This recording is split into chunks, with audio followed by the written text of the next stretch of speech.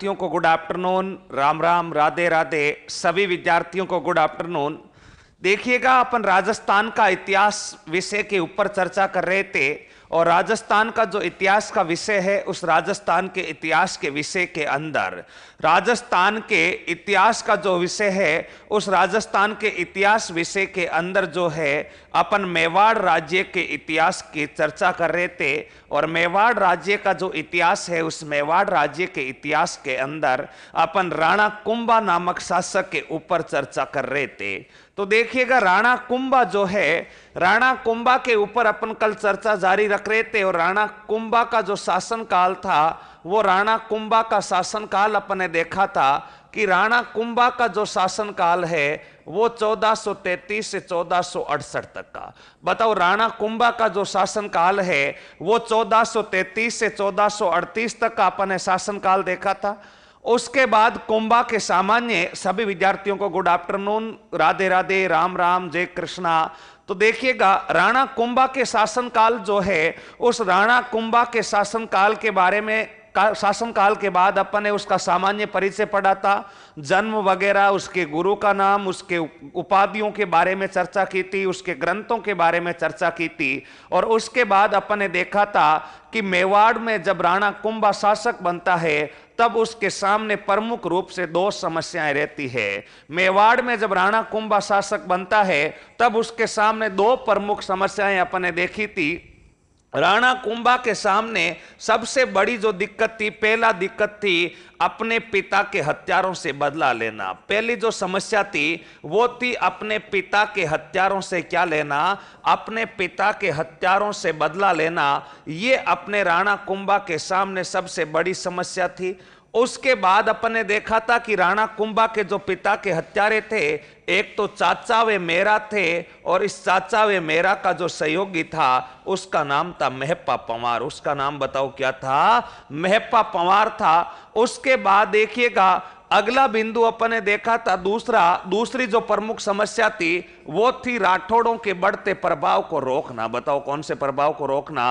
राठौड़ों के बढ़ते प्रभाव को रोकना। रणमल राठौड़ का जो प्रभाव था, उस रणमल राठौड़ के बढ़ते प्रभाव को रोकना। ये दो प्रमुख समस्याएं जो थी, वो दो प्रमुख समस्याएं अपन ने राणा कुंभा के सामने रखी थी। उसमें से अपन पहली समस्या के बारे में चर्चा कर रहे थे लास्ट क्लास में, और पहली समस्या थी अपने पिता के हत्यारों से बदला लेना।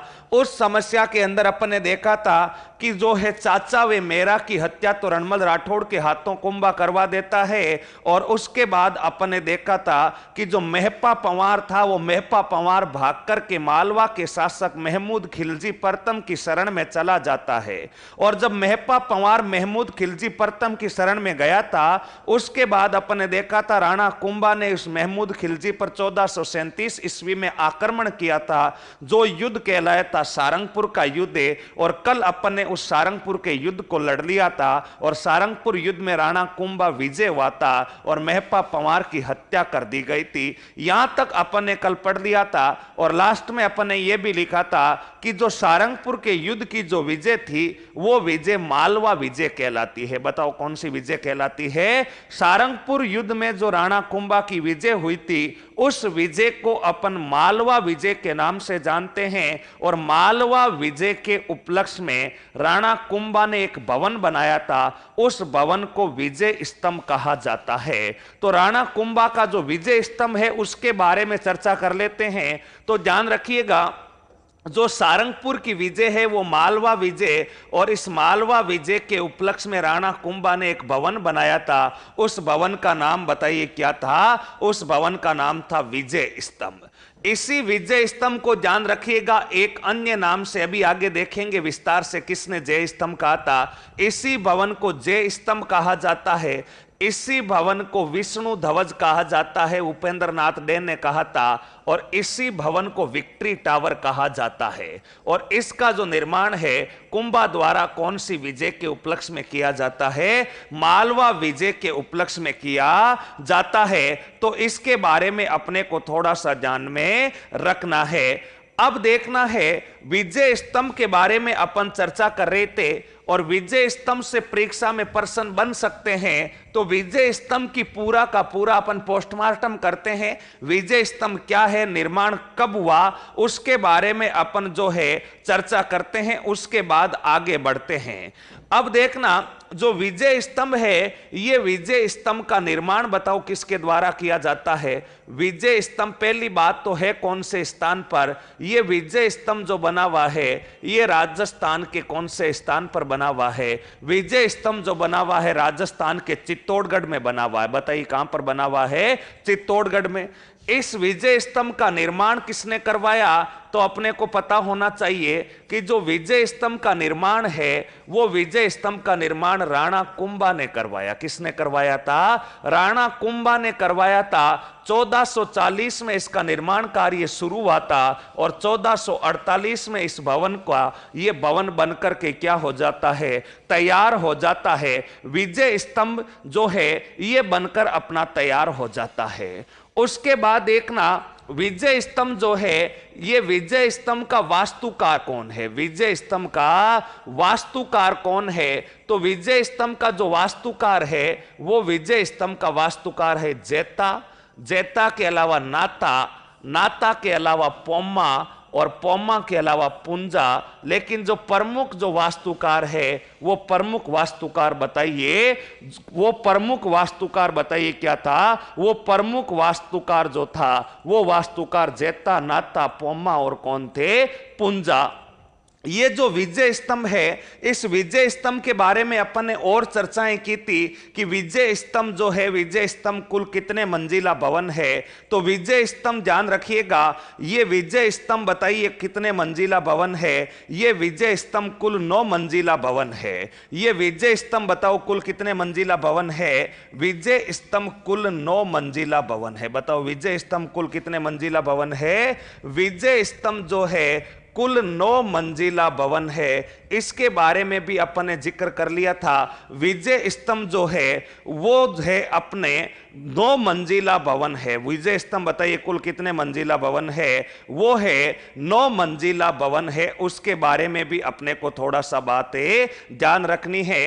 तो कुल 9 मंजिला भवन है विजय स्तंभ। ध्यान रखना है विजय स्तंभ की कुल ऊंचाई कितनी है। ये सारे फैक्ट विजय स्तंभ से अपने को याद रखने हैं। विजय स्तंभ जो है इसका निर्माण कुंभा ने क्यों करवाया, मालवा विजय के उपलक्ष्य में करवाया। निर्माण कब होता है, 1440 से 48 के बीच होता है। वास्तुकार और कुल 9 मंजिला भवन है। तो ध्यान रखिएगा ये ऊंचाई जो है, ये ऊंचाई इसकी कुल है 122 फीट। बताओ इस भवन की कुल ऊंचाई कितने फीट है, 122 फीट। चौड़ाई है 30 फीट। इस भवन की अगर चौड़ाई पूछे तो 30 फीट है। और अगर आपसे कुल सीढ़ियां पूछे इस भवन में कुल कितनी सीढ़ियां है, तो ध्यान रखना ये जो भवन है इसमें कुल सीढ़ियों की संख्या है 157। बताइए कितनी सीढ़ियों की संख्या है इस भवन में। जो सीढ़ियों की संख्या है, इस सीढ़ियों की संख्या है 157। इसके बारे में अपने को ध्यान में रखना है।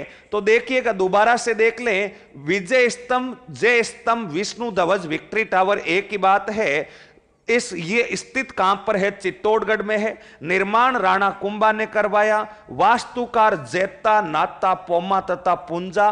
कुल कितने मंजिला भवन है, 9 मंजिला भवन है। ऊंचाई 122 फीट है। चौड़ाई इस भवन की 30 फुट है और सीढ़ियां जो है इसकी कुल सीढ़ियां 157 है। बताइए इस भवन में कुल सीढ़ियां कितनी है, 157 है। यहां तक ठीक है, यहां तक ठीक है। इस भवन का अगर जीर्णोद्वार पूछा जाए, अगर पूछा जाए कि इस भवन का जीर्णोद्वार किसने करवाया, तो ध्यान रखना इस भवन का जीर्णोद्वार करवाया था यहां के 1857 की क्रांति के जमे के जो शासक थे, जिनका नाम था महाराणा स्वरूप सिंह। जिनका नाम बताइए क्या था, महाराणा स्वरूप सिंह। और महाराणा स्वरूप सिंह ने इस भवन में 1857 की क्रांति के समय ऊपर से आकाशीय बिजली गिरती है और आकाशीय बिजली गिरने के कारण इस भवन को क्षति पहुंचती है और क्षति पहुंचने के बाद इस भवन का जो जीर्णोद्धार करवाया जाता है, इस भवन का जो जीर्णोद्धार करवाया जाता है वो किसके द्वारा करवाया जाता है? वो करवाया जाता है स्वरूप सिंह के द्वारा। ये फैक्ट भी अपने को इस विजय स्तंभ में ध्यान रखना है।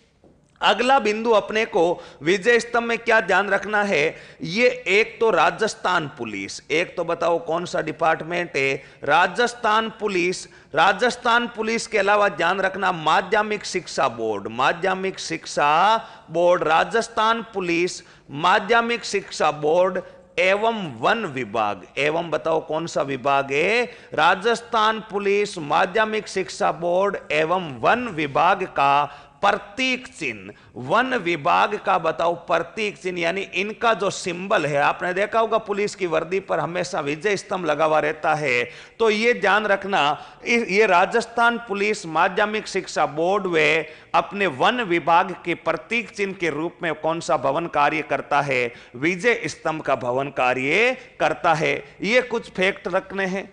दूसरा अगला बिंदु क्या रखना है? याद है, इस भवन की तीसरी मंजिल पर, इस भवन की तीसरी मंजिल पर, बताओ कौन सी मंजिल पर है? इस भवन की तीसरी मंजिल पर, इस भवन की तीसरी मंजिल पर अरबी भाषा में, कौन सी भाषा में? तीसरी मंजिल पर अरबी भाषा में, अरबी भाषा में 9 बार अल्लाह शब्द लिखा है। 9 बार अल्लाह शब्द लिखा हुआ है। 9 बार बताओ कौन सा शब्द लिखा हुआ है?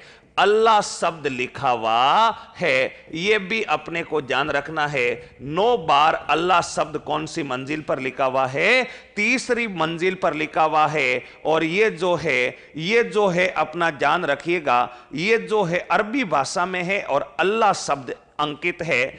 अगला फैक्ट ध्यान रखना, इस भवन को बनाने में कुल लागत कितनी आई थी? तो ध्यान रखना, इस भवन को बनाने में कुल जो लागत आती है वो लागत बताइए कितने लाख रुपए की आती है? 90 लाख रुपए की आती है।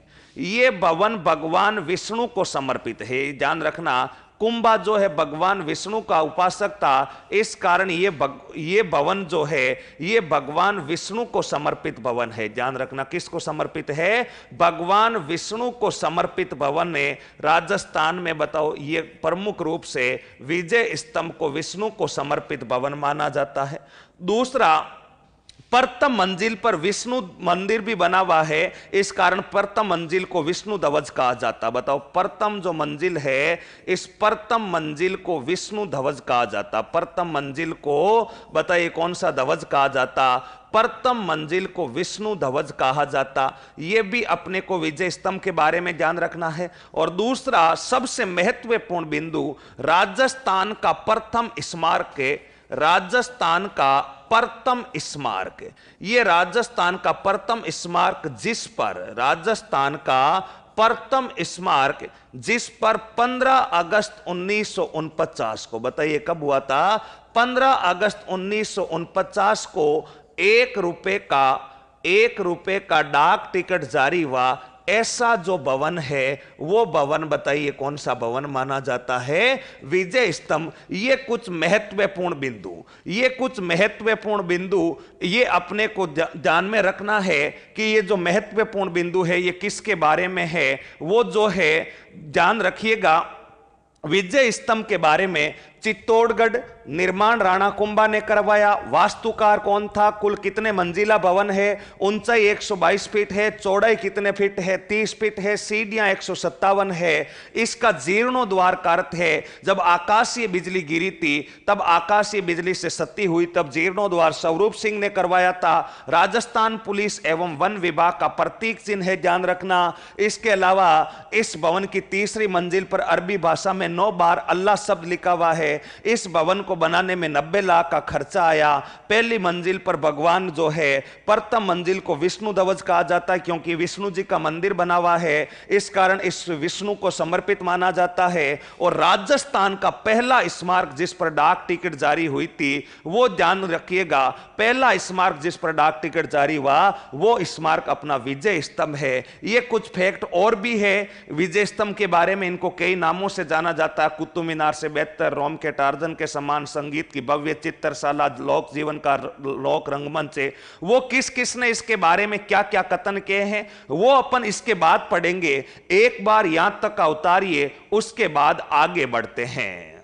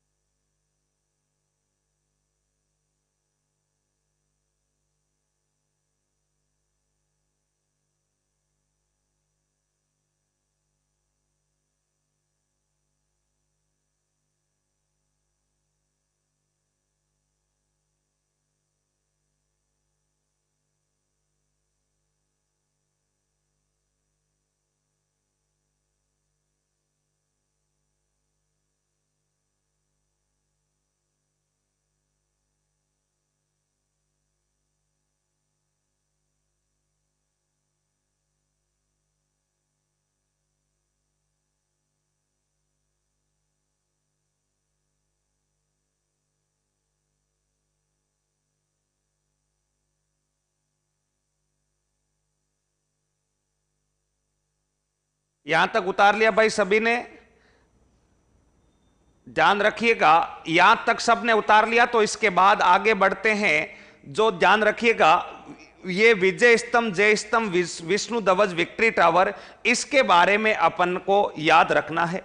इसके बाद जो है, हाँ कल ये नहीं लिखवाया था, आज ही लिखवाया जा रहा है, ध्यान रखिएगा, इसको उतारिएगा जल्दी से और उसके बाद आगे बढ़ते हैं। जल्दी उतारिएगा इसको, फिर आगे चलते हैं, जल्दी उतारिए।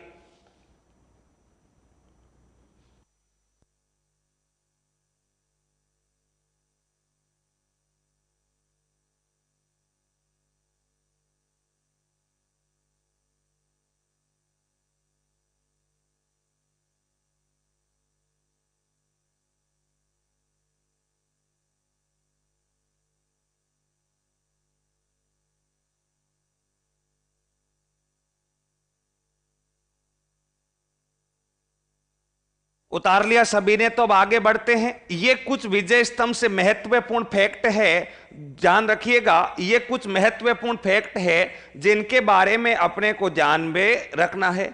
अब देखना, जो विजय स्तंभ है, इस विजय स्तंभ के कुछ उपनाम है, वो विजय स्तंभ के कुछ उपनाम, उनके बारे में भी अपने को ध्यान में रखना है। और विजय स्तंभ के उपनाम कौन कौन से हैं देखिए। सबसे पहले विजय स्तंभ को कुतुब मीनार से, या विजय स्तंभ रोम के टार्जन के समान है। यह ध्यान रखना, परीक्षा में सीधे कथन बनकर आते हैं, विजय स्तंभ रोम के टार्जन के समान। विजय स्तंभ यानी रोम की एक मंजिल बनी हुई है, इमारत बनी हुई है, वो रोम के टार्जन के समान। ये बताने वाले जो इतिहासकार थे उनका नाम क्या था? विजय स्तंभ तो रोम के टार्जन के समान है, तो ये बताने वाले जो व्यक्ति थे उनका नाम था फर्ग्यूसन। बताओ उनका नाम क्या था? फर्ग्यूसन था। ये ध्यान रखिएगा, इसके बारे में ध्यान रखें। उसके बाद विजय स्तंभ रोम के टार्जन के समान, उसके बाद ध्यान रखना विजय स्तंभ को कुतुब मीनार से भी सर्वश्रेष्ठ, कुतुब मीनार से कुतुब मीनार से सर्वश्रेष्ठ, विजय स्तंभ को कुतुब मीनार से सर्वश्रेष्ठ बताने वाले व्यक्ति कौन थे? विजय स्तंभ को कुतुब मीनार से सर्वश्रेष्ठ बताने वाले जो व्यक्ति थे उनका नाम था कर्नल जेम्स टोड। बताओ उनका नाम क्या था? Colonel James Tod. विजय स्तंभ को कर्नल जो जेम्स टोड है उन्होंने कुतुब मीनार से सर्वश्रेष्ठ बताया। ध्यान रखिएगा, विजय स्तंभ को संगीत की भव्य चित्रशाला किसने कहा? विजय स्तंभ को संगीत की भव्य चित्रशाला किसने कहा था? यह भी अपने को लिखना है। तो विजय स्तंभ को संगीत की जो भव्य चित्रशाला कहा था, यह ध्यान रखना, डॉक्टर सीमा राठौड़ ने कहा था। किसने कहा था? डॉक्टर सीमा राठौड़ जो है उन्होंने विजय स्तंभ को संगीत की क्या कहा था? भव्य चित्रशाला कहा था।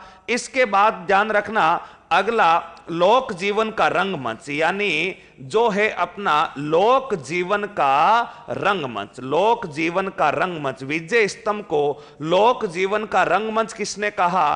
तो ध्यान रखना, विजय स्तंभ को लोक जीवन का जो रंगमंच है वो कहने वाले इतिहासकार का नाम था गोपीनाथ शर्मा। बताइए क्या नाम था?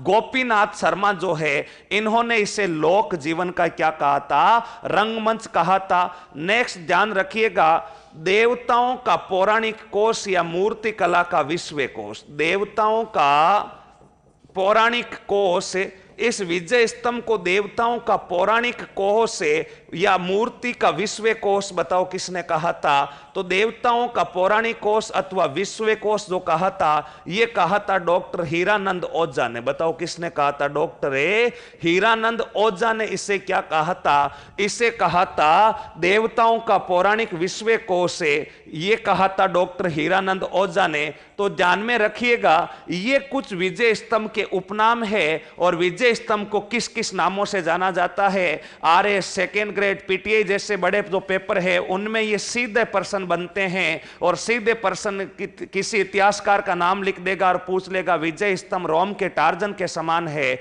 ऐसा कथन किसने कहा था? तो ये कुछ फैक्ट है जो आपको ध्यान रखना है, जल्दी से उतारिएगा, फिर बढ़ते हैं आगे।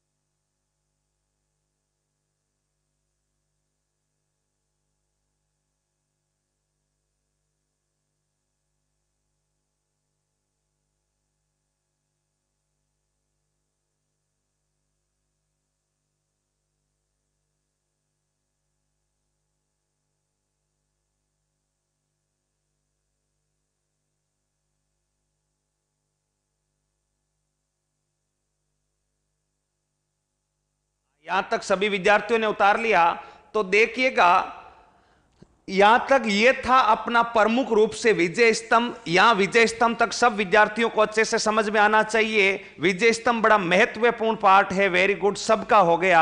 ध्यान रखिएगा, ये जो टॉपिक है ये अपना इस बैच में नहीं हो रखा। कुछ विद्यार्थी कमेंट आकर रहे हैं कि ये हो गया, ये हो गया। ये दूसरे बैचेज की क्लास में हुआ है, तो आप थोड़ा सा ध्यान रखें। ये जो है अपने इस बैच में नहीं हुआ है। RSSI PTI सेकेंड ग्रेड का जो बैच है इसमें ये टॉपिक नहीं हुआ है, तो थोड़ा सा अपने को ध्यान में रखना है कि ये जो है अपना विजय स्तंभ का काम चल रहा है RSSI सेकेंड ग्रेड PTI के बैच में। तो ध्यान रखना, विजय स्तंभ तक अपन ने ये महत्वपूर्ण फैक्ट, और विजय स्तंभ का 1% परीक्षा में बनने की संभावनाएं सर्वाधिक रहती है, तो विजय स्तंभ का कोई भी बिंदु आपका छूटना नहीं चाहिए, ध्यान रखिएगा। अब आगे बढ़ते हैं, ये है अपने विजय स्तंभ। विजय स्तंभ से पहले निर्माण के बारे में देखा, क्या है, 9 मंजिला भवन है, और फिर इसको किस किस भागों में रखा था, तो ध्यान रखिएगा। ये है अपना पूर्ण रूप से विजय स्तंभ, और पहला स्मारक है विजय स्तंभ, जिस पर 15 अगस्त 1949 को 1 रुपए का क्या होगा, डाक टिकट जारी हुआ था। तो यह विजय स्तंभ अपने को याद रखना है। अब इसके बाद आगे बढ़ते हैं। कुंभा के नंबर 1 की समस्या अपन ने देखी थी। कुंभा की नंबर 1 की समस्या थी अपने पिता के हत्यारों से बदला लेना। उस समस्या को अपन ने क्लियर कर लिया है। पहले चाचा मेरा को मारा था, और चाचा मेरा की मृत्यु के बाद में अपन ने मेपा पंवार को सारंगपुर के युद्ध में मार दिया था, और सारंगपुर का युद्ध अपन ने कल पढ़ा था। और सारंगपुर का जो युद्ध है, ये सारंगपुर का जो युद्ध है, ये सारंगपुर का जो युद्ध होता है, ये सारंगपुर का युद्ध में कुंभा विजय होता है, और उस विजय को अपन मालवा विजय कहते हैं। उस विजय को अपन क्या कहते हैं, मालवा विजय कहते हैं। ये अपने को ध्यान रखना है। और मालवा विजय के उपलक्ष्य में इस भवन का क्या होता है, निर्माण होता है। और विजय स्तंभ के बारे में अपन पढ़ चुके हैं, यानी पहली समस्या कुंभा की अपन समाप्त कर चुके हैं। अब कुंभा के नंबर 2 की समस्या अपन हेडिंग में डालनी है। तो देखिएगा, नंबर 2 की जो समस्या है, वो नंबर 2 की समस्या क्या है, राठौड़ों के बढ़ते प्रभाव को रोकना। नंबर 2 की जो समस्या है वो है राठौड़ों के बढ़ते प्रभाव को रोकना। बताओ क्या है, राठौड़ों के बढ़ते प्रभाव को रोकना। कुंभा के सामने पहली समस्या थी, उसका अपन ने निवारण कर दिया। अब कुंभा की दूसरी समस्या की जो प्रॉब्लम है उसका सॉल्यूशन करते हैं। और दूसरा जो सॉल्यूशन है वो राठौड़ों के बढ़ते प्रभाव को क्या करना, राठौड़ों का बढ़ते प्रभाव को रोकना। तो यह भी अपने को ध्यान में रखना है।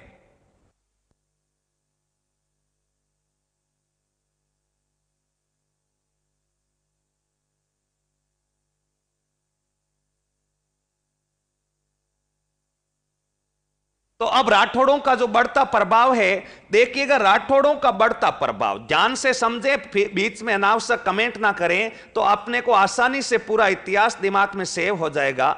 मेवाड़ का राणा है राणा कुंभा, और राठौड़ों का बढ़ता प्रभाव रोकना है। अब देखना, राठौड़ों का प्रमुख प्रभाव बताओ किस शासक की वजह से, किस व्यक्ति की वजह से है।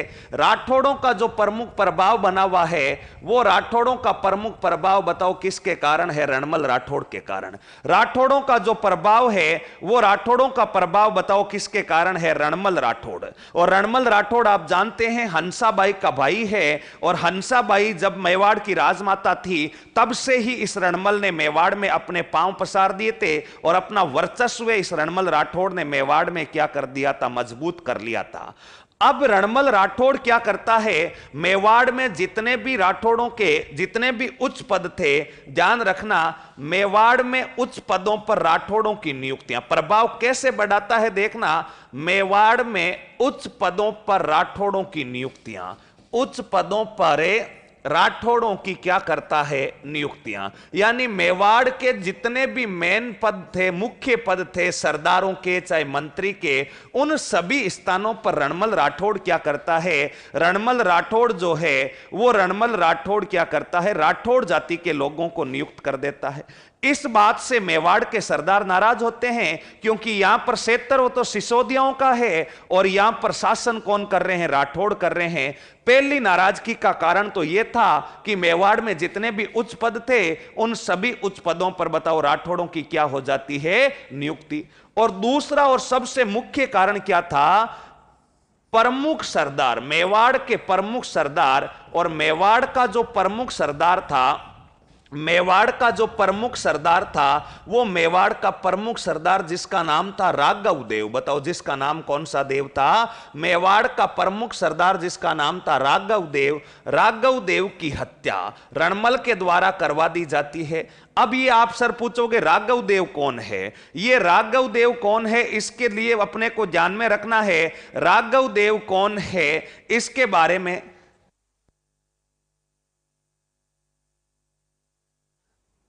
राघव देव अपन ने कल पढ़ा था, और कल अपन ने जब एक शासक पढ़ा था राणा लाखा, तब मैंने आपको बताया था लाखा के 3 पुत्र थे। लाखा के कितने पुत्र थे? 3। ध्यान से समझना है, लाखा के 3 पुत्र थे।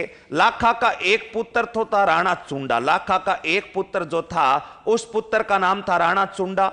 एक जो पुत्र था उसका जो नाम है राघव देव, उसका नाम बताओ कौन सा देव था? राघव देव। और एक जो हंसाबाई से प्राप्त पुत्र था, उस हंसाबाई से प्राप्त पुत्र का नाम बताओ क्या था? मोक्कल था। हंसाबाई से जो प्राप्त पुत्र था, इस हंसाबाई से प्राप्त पुत्र का नाम मोक्कल था। ये 3 पुत्र थे लाखा के, और हंसाबाई के साथ ये विवाह हुआ था। तो ये विवाह हुआ था, तब ध्यान रखना, हंसाबाई के साथ विवाह हुआ था, तब रणमल ने शर्त रखी थी कि हंसा की कोख से उत्पन्न होने वाली संतान ही मेवाड़ की उत्तराधिकारी होगी। यानी मेवाड़ का उत्तराधिकारी तो कौन बन गया था? मोक्कल। और मोक्कल बनते ही, मोक्कल जैसे ही शासक बनता है, अपन ने देखा था कि इस राणा चुंडा को हंसाबाई मेवाड़ छोड़ने का आदेश दे देती है, और ये राणा चुंडा मेवाड़ छोड़कर मांडू चला जाता है। इसी कारण अपना ही राज्य छोड़ने के कारण ही इस राणा चुंडा को अपन मेवाड़ का राम कहते हैं। मेवाड़ का क्या कहते हैं? राम कहते हैं। और पीछे बचा राघव देव, ये राघव देव यहां पर मेवाड़ में सरदार बन जाता है। अब जैसे ही कुंभा शासक बनता है, कुंभा शासक बनते ही ध्यान रखना, मोक्कल की तो मृत्यु हो गई कल ही। अब जैसे ही कुंभा शासक बना, एक तो ये राणा चुंडा वापस मेवाड़ आ जाता। राणा चुंडा वापस बताओ लौटकर मांडू से कहां आ गया था? मेवाड़ आ गया था। और दूसरा, राघव देव जो है, उस राघव देव की हत्या करवा दी जाती है रणमल राठौड़ के द्वारा। इस बात से कुंभा और चुंडा दोनों अत्यधिक नाराज होते हैं। दोनों अत्यधिक बताओ क्या होते हैं? नाराज होते हैं। कौन कौन नाराज होते हैं? एक तो कुंभा नाराज होता है, और एक नाराज होता राणा चुंडा। अब जब रणमल राठौड़ ज्यादा ही पांव पसारा है, तो रणमल राठौड़ को मारने की योजना जो है, ये मारने की योजना बनाई जाती है कुंभा के द्वारा। मारने की क्या बनाई जाती है? योजना बनाई जाती है। अब कुंभा द्वारा कैसे मारा जाए? इस रणमल राठौड़ की एक दासी थी, और रणमल राठौड़ की एक दासी, उस दासी का नाम था बारमली। बताओ दासी का नाम क्या था? दासी का नाम था बारमली। ये दासी किसकी दासी है? रणमल राठौड़ की दासी है। अब ये रणमल राठौड़ की दासी बारमली जो है, ये बारमली राणा कुंभा से प्रेम करती है। बताओ किससे प्रेम करती है? राणा कुंभा से प्रेम करती है। और आपको पता है प्रेम अंधा होता है। प्रेम क्या होता है? अंधा होता है। तो इसके बारे में ध्यान रखिएगा। राणा कुंभा जो है, इस कुंभा ने दासी बारमली को कहा कि बारू तू ऐसा कर, अगर मुझसे प्रेम करती है तो रणमल राठौड़ के खाने में जहर मिला दे। रणमल राठौड़ के खाने में बता क्या मिला दे? जहर मिला दे। और रणमल राठौड़ के खाने में बारमली ने कुंभा के कहने पर क्या मिला दिया था? जहर मिला दिया था। और जहरीला खाना खाते ही रणमल राठौड़ बताओ कौन सा वासी हो जाता है? स्वर्गवासी हो जाता है। बताओ रणमल राठौड़ जहरीला खाना खाते ही कौन सा वासी हो जाता है? स्वर्गवासी हो जाता है। यानी राणा कुंभा ने रणमल राठौड़ की तो क्या कर दी है? हत्या कर दी है। लेकिन इसी रणमल राठौड़ का एक पुत्र था, और रणमल राठौड़ का पुत्र बताओ कौन सा था? रावे जोधा। यानी अब राणा कुंभा का अगला टारगेट बताओ कौन है? रावे जोधा। ये अपन दूसरी समस्या का निवारण कर रहे हैं। रणमल राठौड़ की अपन हत्या कर चुके हैं, बच्चा कौन है? रावे जोधा। दोबारा से देख लो, कुंभा शासक बना था, तब उसने पहली समस्या का निवारण अपन ने अच्छी तरीके से कर दिया था, अपने पिता के हत्यारों से बदला ले लिया था। दूसरी समस्या थी राठौड़ों के बढ़ते प्रभाव को रोकना।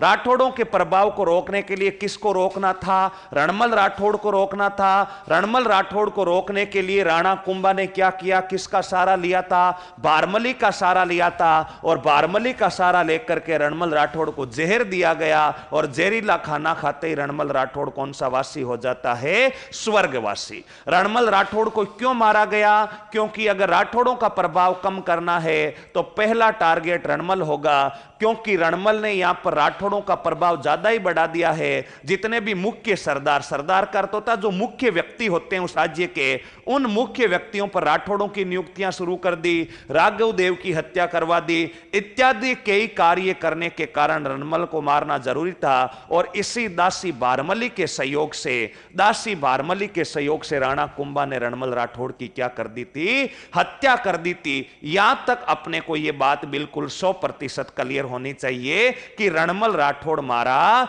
जाता है। जल्दी से बताओ, यहां तक सबको क्लियर है? यहां तक सब विद्यार्थियों को अच्छे से समझ में आया या नहीं आया? जल्दी से बताइए।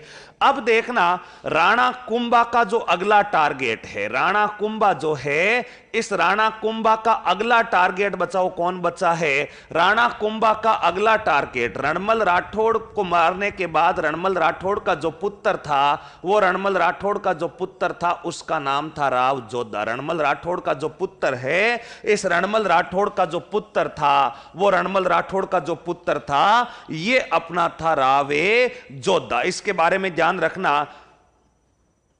अब राव जोधा जो था, ये राव जोधा का पूरा नाम राव जोधा राठौड़ था। ध्यान रखे, जोधा तो कहा जाता है, राव रणमल बोल दो चाहे राव जोधा बोल दो, एक ही बात है। जोधा का पूरा नाम राव जोधा राठौड़ था।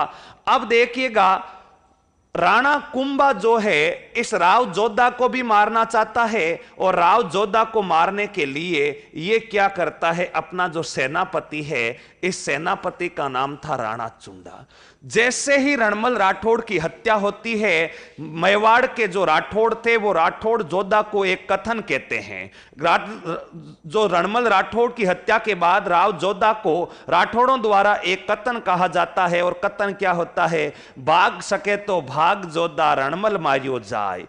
जैसे ही रणमल की मृत्यु होती है, रणमल की मृत्यु होने के बाद में जोधा को एक कथन कहा जाता है कि भाग सके तो भाग जोधा, रणमल मारियो जाए, यानी जोधा यहां से भाग जा, तेरी मृत्यु निश्चित है, रणमल को तो मार दिया गया है, तू यहां से भाग जा।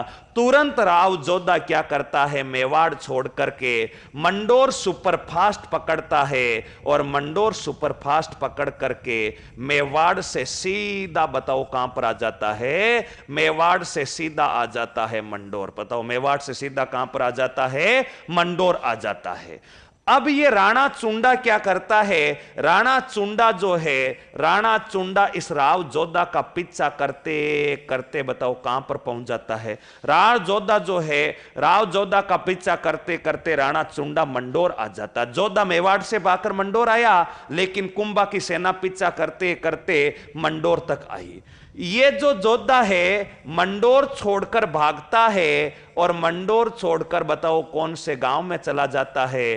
काहुनी गांव। और बताइए काहुनी गांव कहां पर पड़ता है? ये काहुनी गांव पड़ता है बीकानेर में। बताइए काहुनी गांव कहां पड़ता है? बीकानेर में पड़ता है। यानी मंडोर से सीधा जोधा भाग करके कहां आ जाता है? काहुनी। जोधा आगे आगे भाग रहा है, कुंभा की सेना इसका पीछा कर रही है, और कुंभा की सेना का सेनापति बताओ किसको बनाया गया है?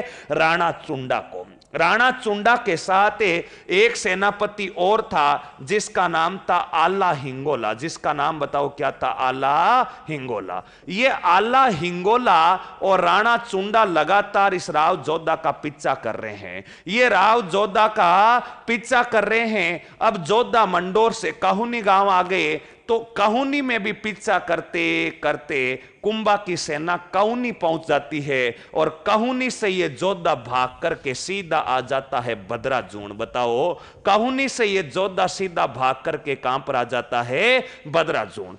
कुंभा की सेना पीछे पीछे, जोधा की सेना आगे आगे। बदराजून से ये भागता है, कुंभा की सेना बदराजून भी पहुंच जाती है, तो बदराजून से ये भागता है, और बदराजून से भागकर कहां आ जाता है? सिवाना। सिवाना बताओ कहां पर पड़ता है? सिवाना पड़ता है बाड़मेर में, जिसे मारवाड़ राजाओं की शरण स्थली कहते हैं। और ये जो बदराजून पड़ता है, ये बदराजून बताइए कहां पर पड़ता है? जालोर में पड़ता है। बताइए कहां पर पड़ता है? जालोर में।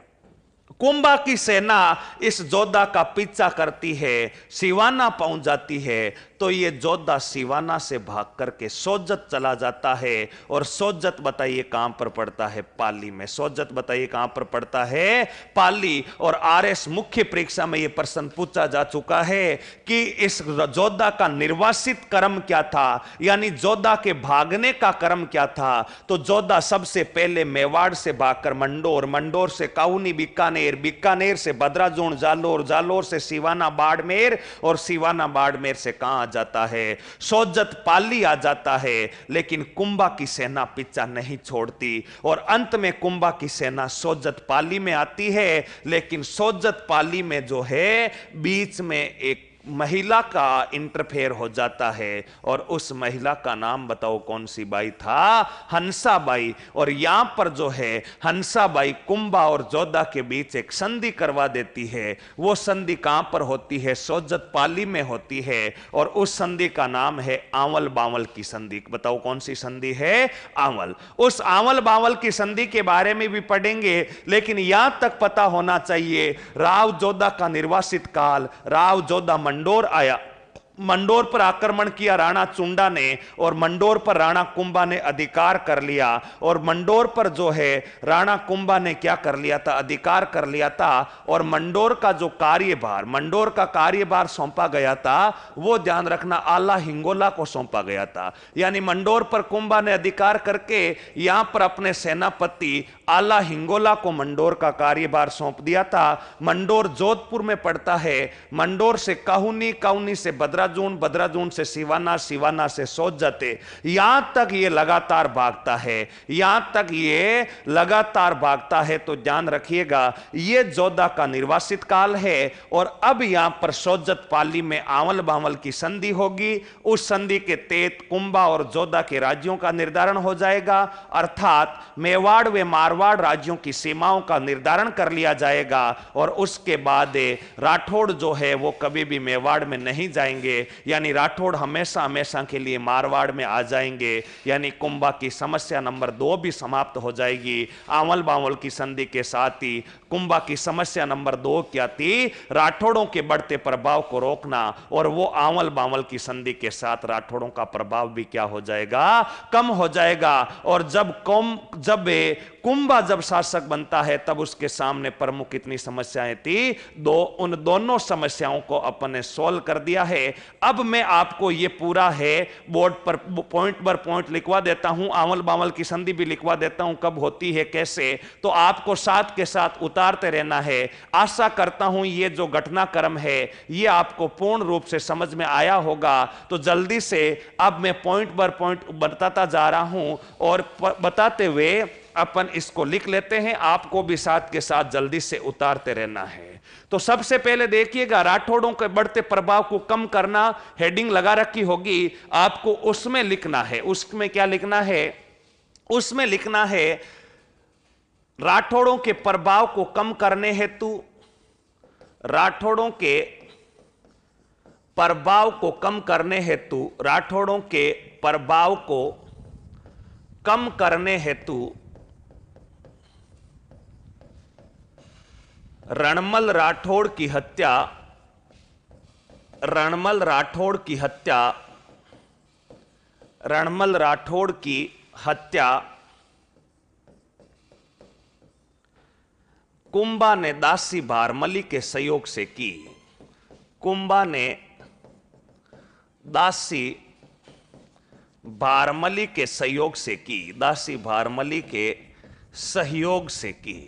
यहां तक नेक्स्ट बिंदु, अगला बिंदु, अगला बिंदु ध्यान रखिएगा। रणमल के पश्चात, रणमल के पश्चात, रणमल की मृत्यु के पश्चात, रणमल की मृत्यु के पश्चात, रणमल की मृत्यु के पश्चात जोधा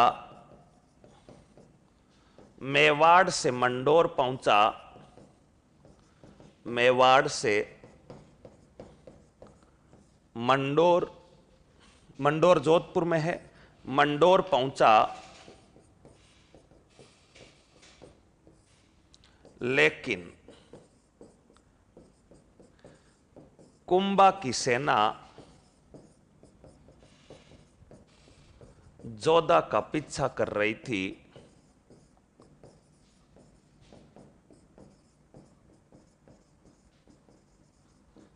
नेक्स्ट, मंडोर पर कुंभा ने अधिकार कर, मंडोर पर कुंभा ने अधिकार कर, अधिकार कर यहां का कार्यभार आला हिंगोला को सौंपा। यह बिंदु थोड़ा सा ध्यान रखना, कुंभा ने मंडोर का कार्यभार किसको सौंपा था? आला हिंगोला को सौंपा।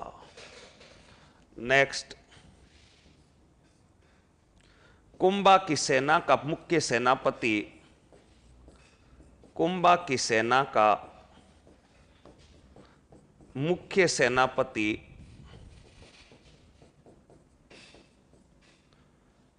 राणा चुंडा था। जल्दी से उतारो यहां तक, फिर आगे बढ़ते हैं।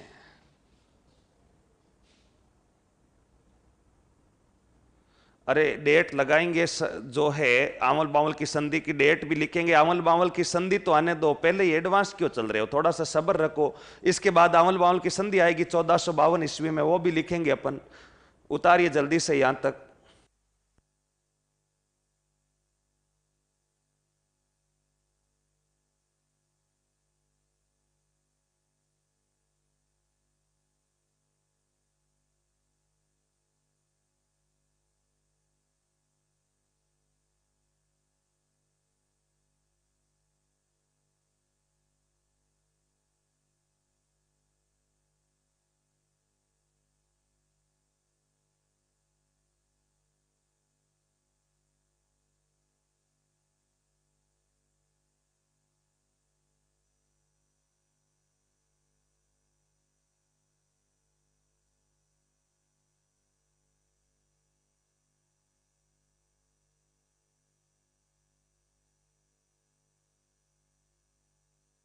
राठौड़ की मृत्यु 1438 में हुई थी। कब हुई थी? 1438 में। जल्दी से उतारो भाई, सबको अच्छे से समझ में आना चाहिए, और साथ के साथ नोट्स भी बनाते रहें, उतारते रहें, जल्दी से उतारते रहें।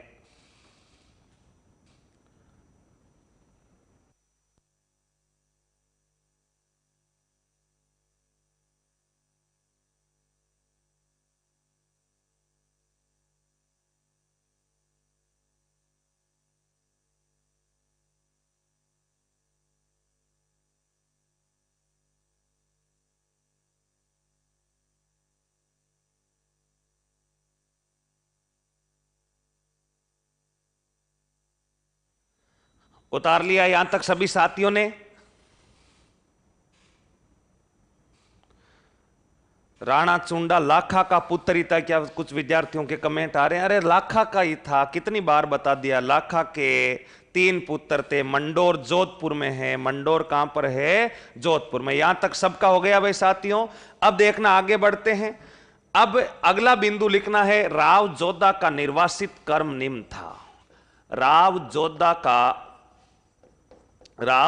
का निर्वासित काल, राव जोधा का निर्वासित काल निम्न है। निर्वासित काल का अर्थ क्या होता है?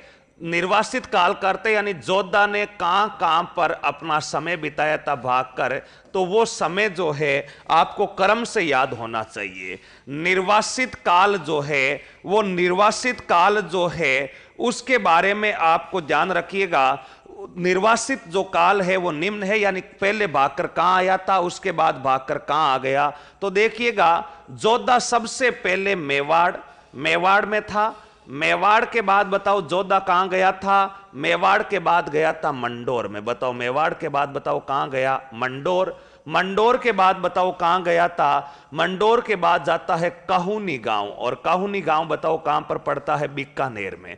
मंडोर पड़ता है जोधपुर में। मंडोर बताओ कहां पर पड़ता है? BKN, बीकानेर, मंडोर, जोधपुर में। काहुनी गांव से बदराजून जालोर में, बताओ बदराजून कहां पर पड़ता है? जालोर में। ये बदराजून और बदराजून है जालोर में। बदराजून से बताओ ये कहां पर जाता है? सिवाना। बदराजून से बताओ ये कहां पर जाता है? सिवाना। और सिवाना बताओ कहां पर पड़ता है? सिवाना पड़ता है बाड़मेर में। सिवाना बताओ कहां पर पड़ता है? बाड़मेर में। और सिवाना से बताओ कहां पर आता है? सोज्जत। और सोज्जत बताओ कहां पर पड़ता है? पाली पर। यानी ये जोधा का भागने का कर्म है। परीक्षाओं में आपसे ये सीधा पूछा जा सकता है, इसके बारे में अपने को जान रहे तो जल्दी से उतारो। मंडोर ध्यान रखना, जोधपुर में, जहां रावण का ससुराल था। बताओ रावण कहां का पावना था? मंडोर का पावना था। जल्दी से उतारो, उसके बाद आगे बढ़ते हैं।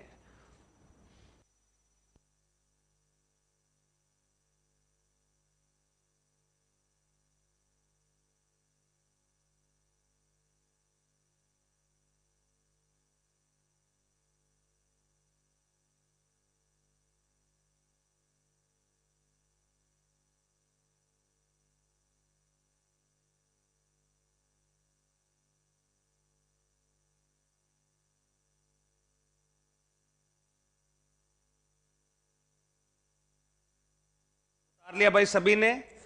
तो ये है अपना जोधा का प्रमुख कर्म। जोधा भाग करके यहां आ जाता है। और अब सोज्जत पाली में एक संधि होती है।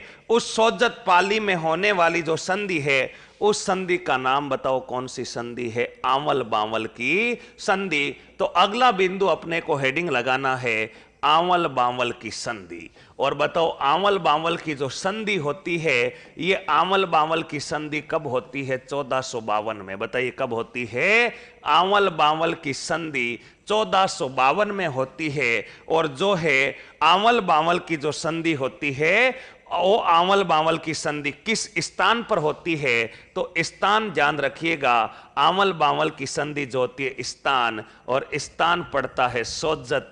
और सोज्जत बताओ कहां पर है? पाली में।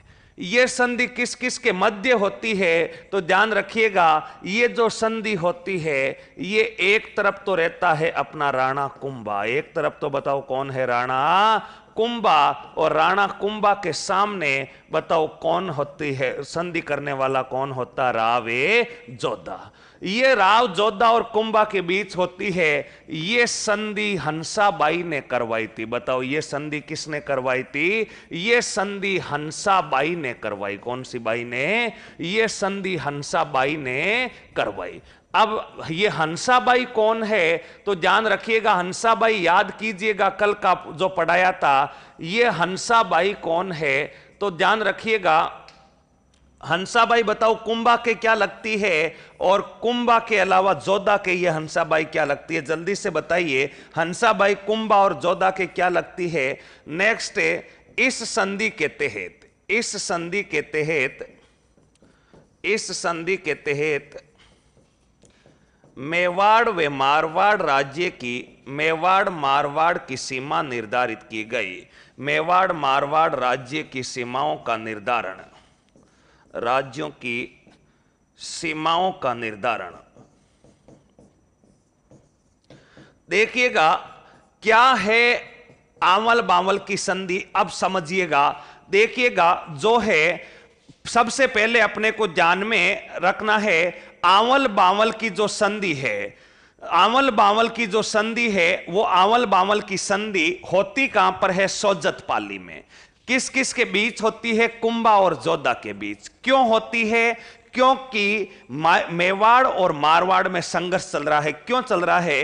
क्योंकि मारवाड़ के जो राठौड़ थे, वो मारवाड़ के राठौड़ जो है वो अपने को ध्यान में रखना, मेवाड़ में जो है अपने पांव जमा चुके थे, और कुंभा इनके पांवों को हटाकर वापस इनको मारवाड़ भेजना चाहता है। और उसी के तहत पहले रणमल को मारा, फिर जोधा को भगाया, और भगाने के बाद में क्या हो रही है? संधि हो रही है। और संधि करवा कौन रही है? हंसाबाई। हंसाबाई राणा कुंभा की दादी है। हंसाबाई राणा कुंभा की क्या है? दादी। और राव जोधा की बुआ है। राव जोधा की क्या है? बुआ है। तो ध्यान रखना, क्योंकि जोधा का पिता था रणमल और रणमल की बहन थी हंसाबाई, तो ध्यान रखना जोधा की तो बुआ हो गई और कुंभा की क्या हो गई? दादी हो गई। कुंभा की बताओ क्या हो जाती है? दादी हो जाती है। तो इन्होंने, हंसा ने कहा, रे दोनों आपस में क्यों लड़ रहे हो? दोनों आपस में क्यों लड़ रहे हो? ये तो घर की बात है, घर घर के आपस में क्यों लड़ रहे हो? जोधा आगे आगे भाग रहा है और कुंभा तू इसका पीछे पीछे क्यों भाग रहा? छोड़ दे, ये जोधा बच्चा है। जोधा क्या है? बच्चा। लेकिन कुंभा ने कहा नहीं दादी, तुझे पता नहीं है, ये बच्चा नहीं है। इनको काफी दिन हो गए मेवाड़ में राज करते हुए, अब मैं इनको सबक सिखा के ही मानूंगा। इधर जोधा जो है कुंभा का डर था और जोधा अपनी बुआ को कह रहा, बुआ जी तेरे पोते को समझा ले, यानी कुंभा को समझा ले। ऐसी बात जोधा कह रहा है। जोधा किसको कह रहा है? वो जोधा अपने कह रहा है अपनी बुआ हंसा को। और हंसा ने दोनों के बीच में हाथ मिलवाया, संधि करवाई, कहा कि अब जिधर जिधर बबुल है, जिधर जिधर क्या है? बबुल है, उधर उधर तो मारवाड़ है, और बबुल को छोड़कर बाकी अन्य जिस तरफ वृक्ष है वो मेवाड़ है। यानी मेवाड़ और मारवाड़ की सीमा का निर्धारण कर दिया जाता है। कौन सी संधि के तहत? आंवल बांवल। लेकिन जोधा अब भी तिरछी नजर से कुंभा जो है अब भी तिरछी नजर से जोधा की तरफ देख रहा है। इसने, कुंभा कह रहा है कि आज तो दादी आ गई, अब देखना जोधा, दादी जाने के बाद, दादी अब ज्यादा दिन की मेहमान नहीं है, दादी तो क्या है, दादी तो बूढ़ी हो गई है। लेकिन तेरी खैर नहीं है। तिरछी नजर से जो है कुंभा किसकी तरफ देख रहा है? जोधा की तरफ देख रहा है। तो जोधा अपनी बुआ हंसा को कहता है कि बुआ जी कुंभा मानेगा नहीं, इस संधि से कुछ नहीं होने वाला है, मैं तो कुंभा का समधी बनूंगा। समधी का अर्थ है रिश्तेदार बनूंगा, मैं तो कुंभा का क्या बनूंगा? रिश्तेदार बनूंगा। हंसा ने कहा कि दिमाग खराब हो गया है क्या तेरा? रिश्तेदार कैसे बनेगा? बोला नहीं, तू तो दादी थोड़े दिनों की मेहमान है, बाद में ये कुंभा मुझे बख्शने वाला नहीं है, संधि को मानने वाला नहीं है, मुझे तो हर हाल में समधी बनना है, मुझे तो रिश्तेदार बनना है। तो इस हंसा ने कहा कि रिश्तेदार कैसे बनेगा? तो जोधा ने कहा कि मेरे एक छोरी है, मेरे एक पुत्री है जिसका नाम श्रृंगार देवी है। और तो कुंभा ने कहा कि मेरा भी एक छोरा है, मेरी भी एक पुत्री है, पुत्र है जिसका नाम रायमल है। और इसी संधि के तहत जोधा ने इस विवाद को समाप्त करने के लिए अपनी पुत्री श्रृंगार देवी का विवाह भी अपने कुंभा के पुत्र किसके साथ करवा दिया था? रायमल के साथ करवा दिया था।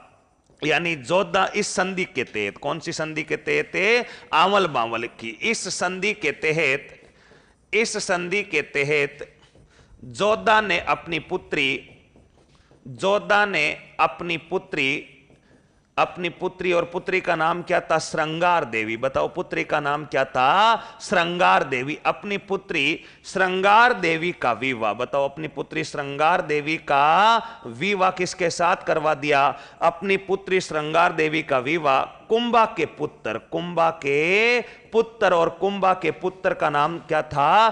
कुंभा के पुत्र रायमल के साथ करवाया। किसके साथ करवाया? कुंभा के पुत्र रायमल के साथ करवाया। यह बिंदु भी अपने को ध्यान में रखना है। यानी संधि से कुछ नहीं हुआ, वे तो अपना संधि समधि बन गया। बताओ क्या बन गया? समधि। और समधि बनते ही अब इस कुंभा ने कहा कि जोधा बता कभी मेवाड़ की तरफ आने की बात करेगा क्या? इसको जोधा ने कहा कि नहीं कुंभा जी, अब मैं आपका रिश्तेदार बन गया हूं, मेवाड़ की तरफ आंख भी नहीं उठाऊंगा। यानी राठौड़ जो है अब मेवाड़ की तरफ नहीं जाएंगे। यानी राठौड़ों का प्रभाव मेवाड़ से समाप्त हो जाता है। और राठौड़ों का प्रभाव मेवाड़ से समाप्त होते ही कुंभा की दोनों समस्याएं बताओ समाप्त हुई कि नहीं हुई? पहला तो राठौड़ों के प्रभाव को कम कर दिया, राठौड़ों को मेवाड़ से भगाई दिया। और दूसरा अपने पिता के हत्यारों से बदला लिया कि नहीं लिया? सारंगपुर का युद्ध करके चाचा मेरा वे मेपा पंवार को मारा था। यानी कुंभा के जीवन की दोनों समस्याएं समाप्त होती है। और कुंभा के जीवन की दोनों समस्याएं समाप्त किस संधि से होती है? आंवल बांवल की संधि से। यहां तक उतारिए। आशा करता हूं कि दोनों समस्याएं आपने आसानी से समाप्त कर दी होगी। जल्दी से उतारो, फिर बढ़ते हैं आगे।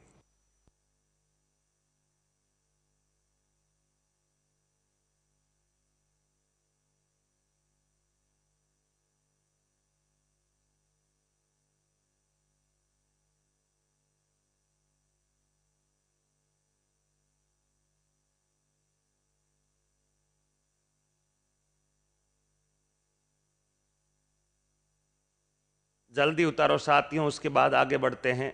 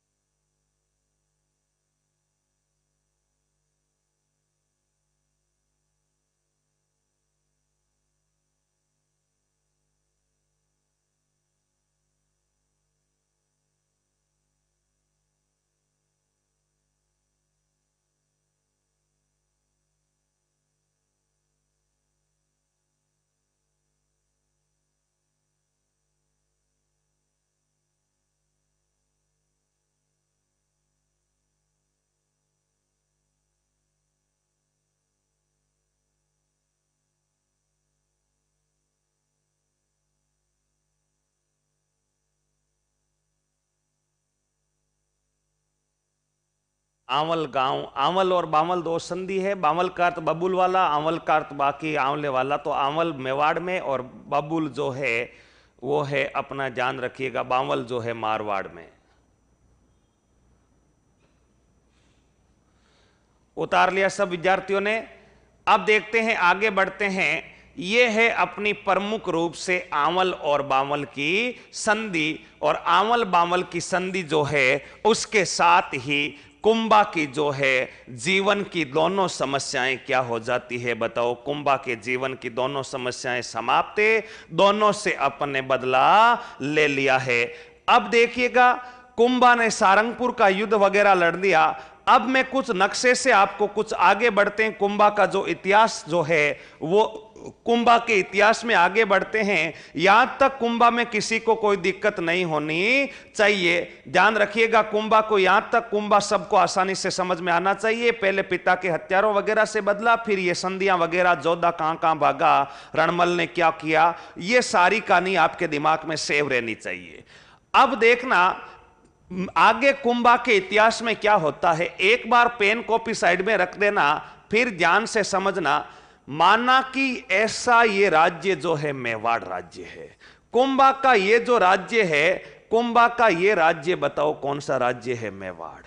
और मेवाड़ का शासक है राणा कुंभा। बताओ मेवाड़ का शासक कौन है, राणा कुंभा। और कुंभा जी का जो शासन काल है वो राणा कुंभा का जो शासन काल है 1433 से 1468।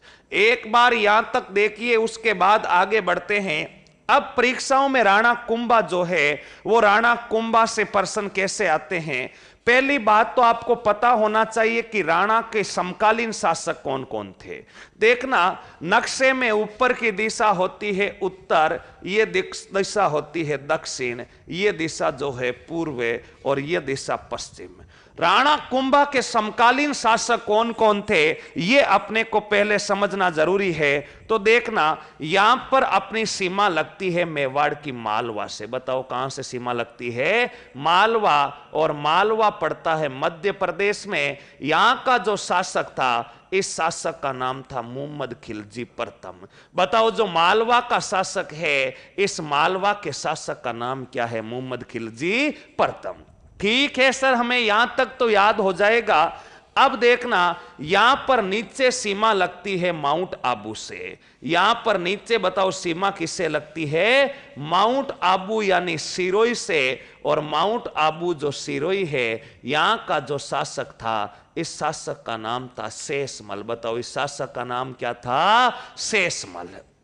ठीक है सर, यहां पर सीमा लगती है गुजरात से। यहां पर बताओ सीमा किससे लगती है, गुजरात से। और गुजरात का कौन था, गुजरात के कुंभा के समकालीन 4 शासक आए थे। सबसे पहले अहमद शाह, फिर मोहम्मद शाह द्वितीय, फिर कुतुबुद्दीन शाह। और जो ध्यान रखिएगा, कुतुबुद्दीन शाह और उसके बाद लास्ट में आया था मोहम्मद शाह बेगड़ा। लेकिन जो सबसे प्रमुख गुजरात का शासक कुंभा के समकालीन था, उसका नाम था कुतुबुद्दीन शाह। उसका नाम बताइए क्या था? उसका नाम था कुतुबुद्दीन शाह। इसका भी अपने को ध्यान में रखना है। यहां सीमा लगती है मारवाड़ से, और मारवाड़ का अर्थ है जोधपुर से। मारवाड़ का अर्थ बताओ किससे है? मारवाड़ का अर्थ है जोधपुर से, और जोधपुर का शासक था राव जोधा। जोधपुर का शासक बताओ कौन था? राव जोधा। यहां सीमा लगती है नागौर से, और नागौर का जो शासक था कुंभा के समकालीन वो शासक था फिरोज खां। वो नागौर का शासक बताओ कुंभा के समकालीन कौन सा खां था?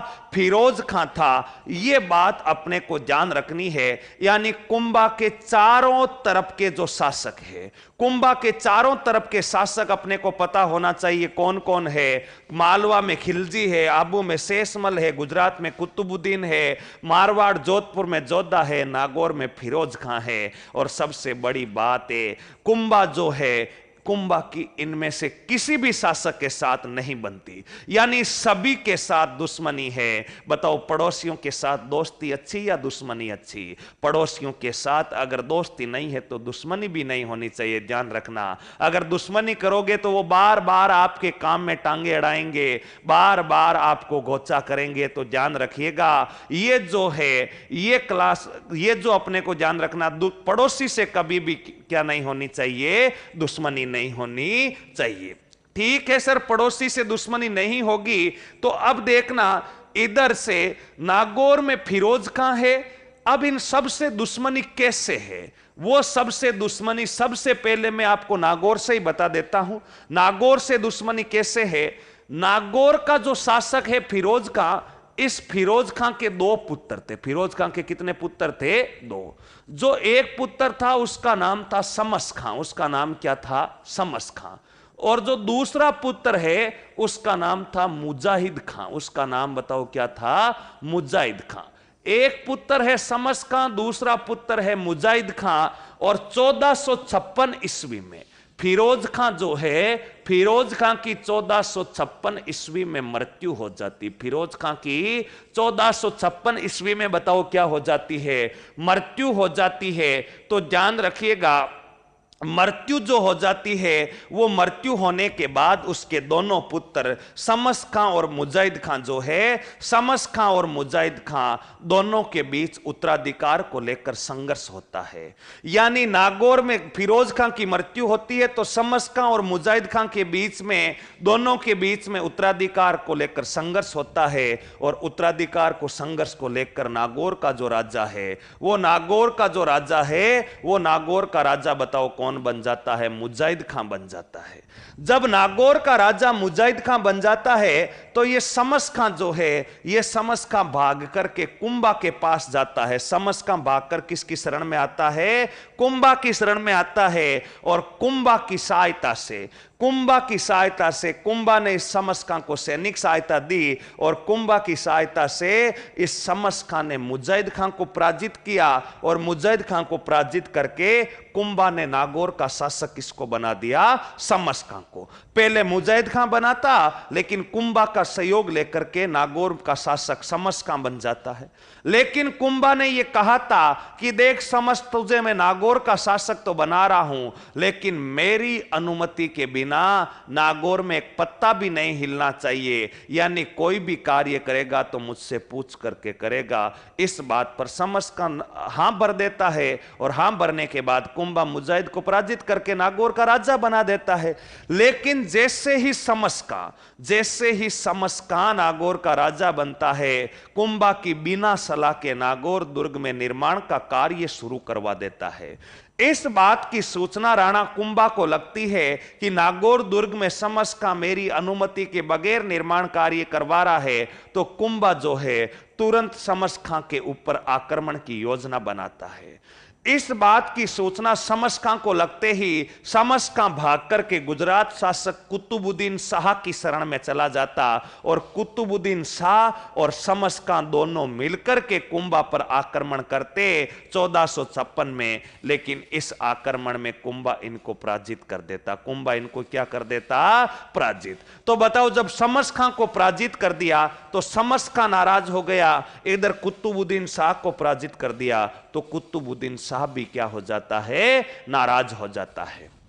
बात करूं मैं आबू के शासक शेषमल से नाराजगी का कारण क्या था, तो आबू के शासक जो शेषमल है उससे नाराजगी का कारण यह था कि इस मेवाड़ पर होने वाले अधिकांश आक्रमण आबू राज्य से, माउंट आबू राज्य से होकर आते थे।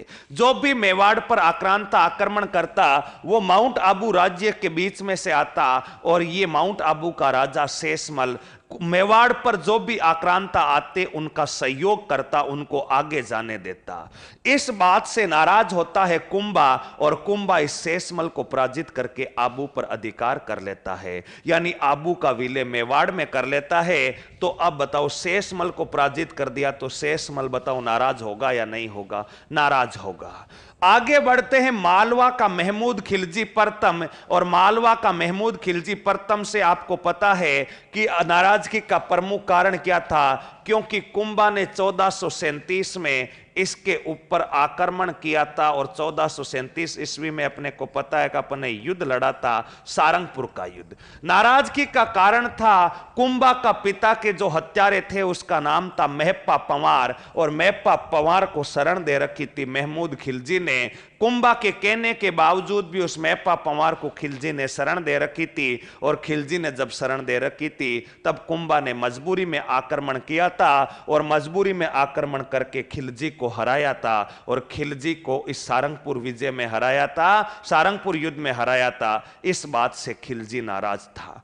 उस हार का बदला लेने के लिए खिलजी 1443 में फिर से कुंभा पर आक्रमण करता है, लेकिन 1443 ईस्वी में फिर मुहम्मद खिलजी को पराजय का सामना करना पड़ता है। यह मेवाड़ जाता जरूर है 1443 ईस्वी में, लेकिन ध्यान रखना, यह ध्यान रखना 1443 जो ईस्वी है मांडलगढ़ पर जाता है, लेकिन वहां पर पराजित होता है। लेकिन आते समय बाण माता की जो मूर्ति है, वो बाण माता की मूर्ति को उठा लाता है, उसे खंडित कर देता है, और खंडित करके किसी मांस बेचने वाले व्यक्ति को सुपुर्द कर देता है। यानी महमूद खिलजी से भी कुंभा ने नाराजगी ले ली है। इधर जोधा से तो नाराजगी थी, आंवल बांवल की संधि के बाद में मामला शांत हुआ था। यानी ये कुंभा के चारों तरफ के शासक है, और चारों तरफ के शासकों ने चारों तरफ के शासकों को राणा कुंभा ने पराजित कर रखा है। तो ये कुंभा के समकालीन शासक है, और कौन से राज्य के कौन से साथ क्या क्या संबंध थे, ये प्रश्न परीक्षाओं में बन सकते हैं। तो एक बार ये नक्शा उतार लो, उसके बाद में आपको प्रत्येक राज्य के साथ इसका जो संबंध था वो पॉइंट बाय पॉइंट आपको बता दूंगा, पॉइंट बाय पॉइंट आपको लिखवा दूंगा। एक बार ऐसा ही नक्शा उतार लो ताकि समकालीन आपको याद रह जाए कौन कौन से राजा थे। आशा करता हूं कि ये राणा कुंभा का जो संबंध है पड़ोसी राजाओं से आपको समझ में आया होगा। तो ध्यान रखिएगा, जल्दी से ये ऐसा नक्शा बना लीजिए, उसके बाद आगे बढ़ते हैं।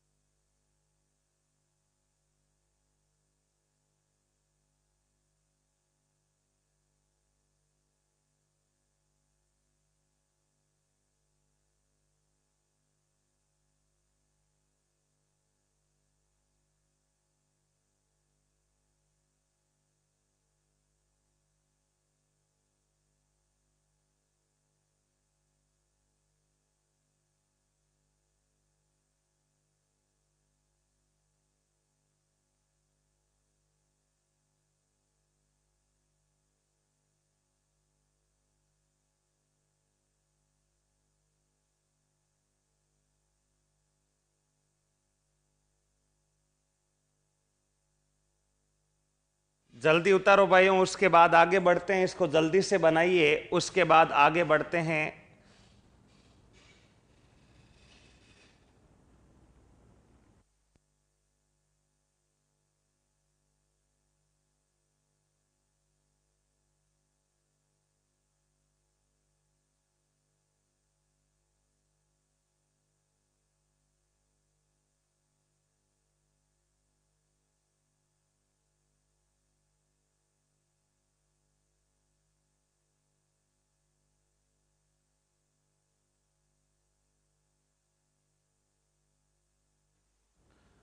यहां तक सभी विद्यार्थियों ने उतार लिया है। तो अब उसके बाद आगे बढ़ते हैं, देखते हैं अगला बिंदु। देखते हैं ये राणा कुंभा के प्रमुख समकालीन शासक थे। अब देखते हैं, आगे बढ़ते हैं। ध्यान रखिएगा, अगला बिंदु अपने को हेडिंग लगाना है कुंभा का नागौर व गुजरात के साथ संबंध। कुंभा का साथ के साथ उतारता रहना है, कुंभा का नागौर व गुजरात के साथ संबंध। नागौर व गुजरात के साथ संबंध। कुंभा का नागौर व गुजरात के साथ संबंध। ध्यान रखिएगा, कुंभा जो है उसका नागौर व गुजरात के साथ क्या संबंध रहा वो मैं लिख रहा हूं। अगर आपको उससे क्लियर नहीं हुआ है, मैप से हो गया है तो कोई बात नहीं, मैं जल्दी से लिख रहा हूं, आप जल्दी उतार लेना। देखना, 1456 ईस्वी में 1456 ईस्वी में नागौर शासक फिरोज खां की मृत्यु के पश्चात नागौर शासक फिरोज खां की मृत्यु के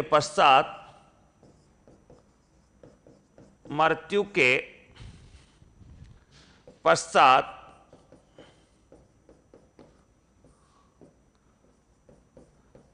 मुजाहिद को हटाकर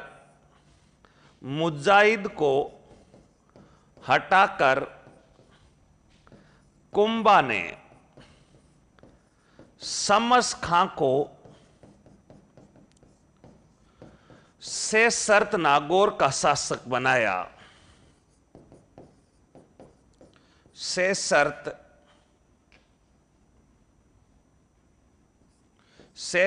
नागौर का शासक बनाया।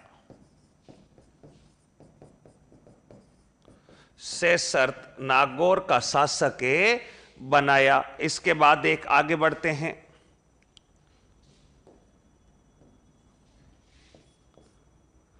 शमस खां शर्तों की पालना नहीं कर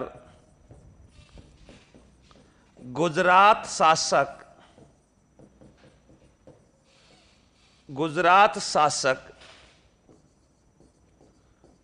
कुतुबुद्दीन शाह के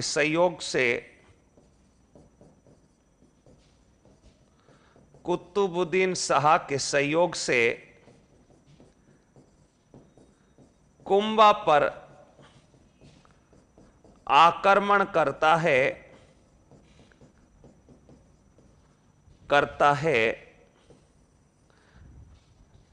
लेकिन पराजित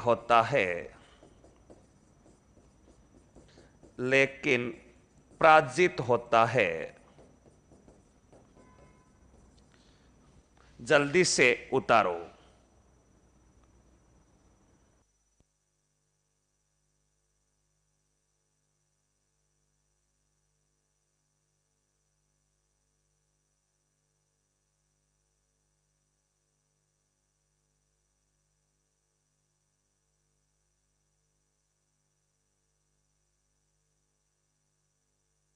जल्दी उतारो भाई।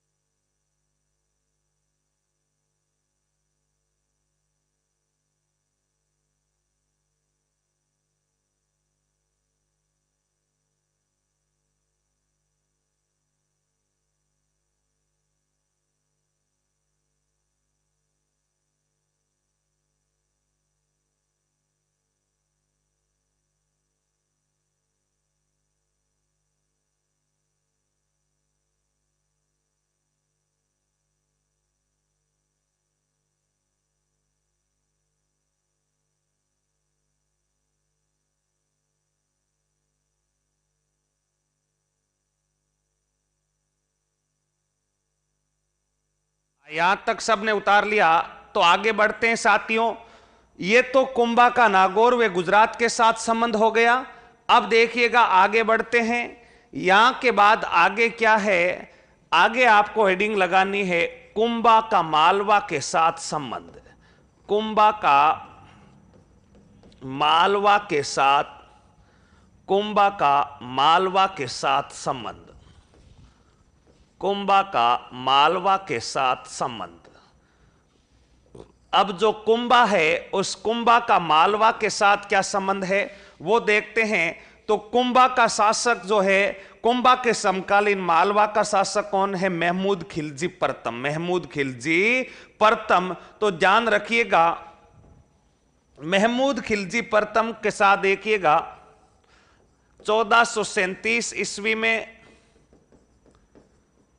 मेहप्पा पंवार को संरक्षण देने के कारण, मेहप्पा पंवार को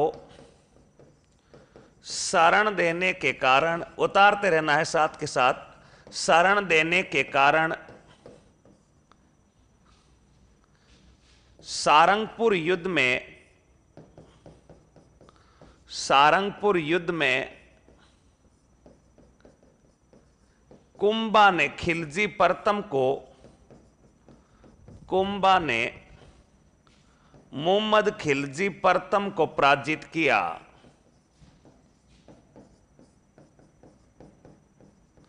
खिलजी प्रथम को पराजित किया। नेक्स्ट 1443 ईस्वी में मोहम्मद खिलजी प्रथम ने, खिलजी प्रथम ने अपनी पराजय का बदला लेने हेतु, अपनी पराजय का बदला लेने हेतु, बदला लेने हेतु मेवाड़ पर आक्रमण किया। मेवाड़ पर आक्रमण किया परंतु असफल रहा। लेकिन यह आक्रमण बड़ा महत्वपूर्ण है, पूछेगा दूसरा आक्रमण कब हुआ तो 1443 में। लेकिन बाण माता की मूर्ति, बाण माता की मूर्ति, मूर्ति को उठाकर उसके टुकड़े कर मांसाहारी व्यक्ति को सुपुर्द किए, मांसाहारी व्यक्ति को सुपुर्द किए। नेक्स्ट फरिश्ता के अनुसार, फरिश्ता के अनुसार मोहम्मद खिलजी प्रथम ने, मोहम्मद खिलजी प्रथम ने मेवाड़ पर 5 असफल आक्रमण किए, 5 असफल आक्रमण किए। जल्दी उतारो उसके बाद आगे बढ़ें।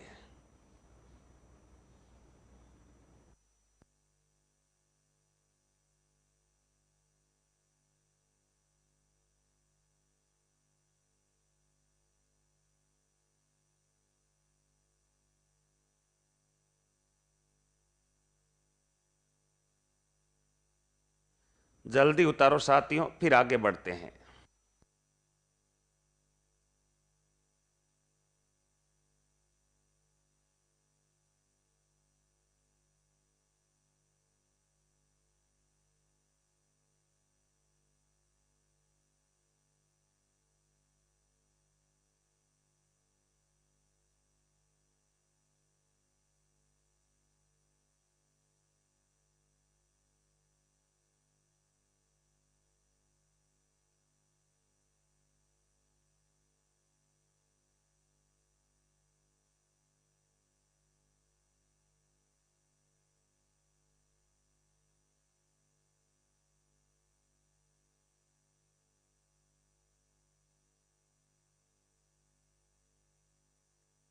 फरिश्ता इतिहासकार था, फारसी इतिहासकार फरिश्ता। जल्दी उतारो।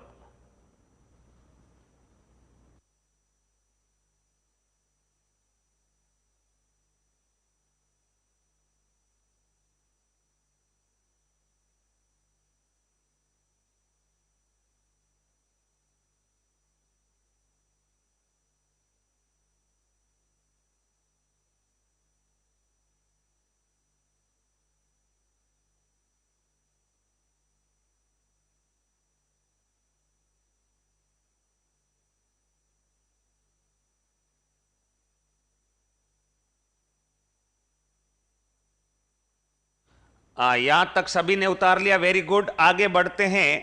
उसके बाद देखिएगा, बाकी आबू का संबंध में कोई ज्यादा संबंध है नहीं। आपको पता है शेषमल को पराजित किया था और मारवाड़ के साथ अपन पढ़ चुके हैं। तो ये कुछ अपने को ध्यान रखना, ये कुछ महाराणा कुंभा के प्रमुख सैनिक अभियान थे जो अपने को ध्यान में रखने हैं। ये जो है कुंभा से संबंधित प्रमुख महत्वपूर्ण युद्ध और सैनिक अभियान थे। अब एक सैनिक अभियान और रह जाता है, उस पर अपन चर्चा करते हैं। अब ध्यान से देखना है, यहां तक सबने उतार लिया तो देखिएगा, ये कुंभा का अपना मेवाड़ राज्य है। माना कि ये कुंभा का अपना राज्य है, उस राज्य का नाम है मेवाड़, और मेवाड़ का शासक है अपना राणा कुंभा। मेवाड़ का शासक है राणा कुंभा, और कुंभा ने 1433 से 1468 तक मेवाड़ पर शासन किया था। अब देखना, मेवाड़ जो है, मेवाड़ की यहां से सीमा लगती है मालवा से। यहां की सीमा बताओ किससे लगती है?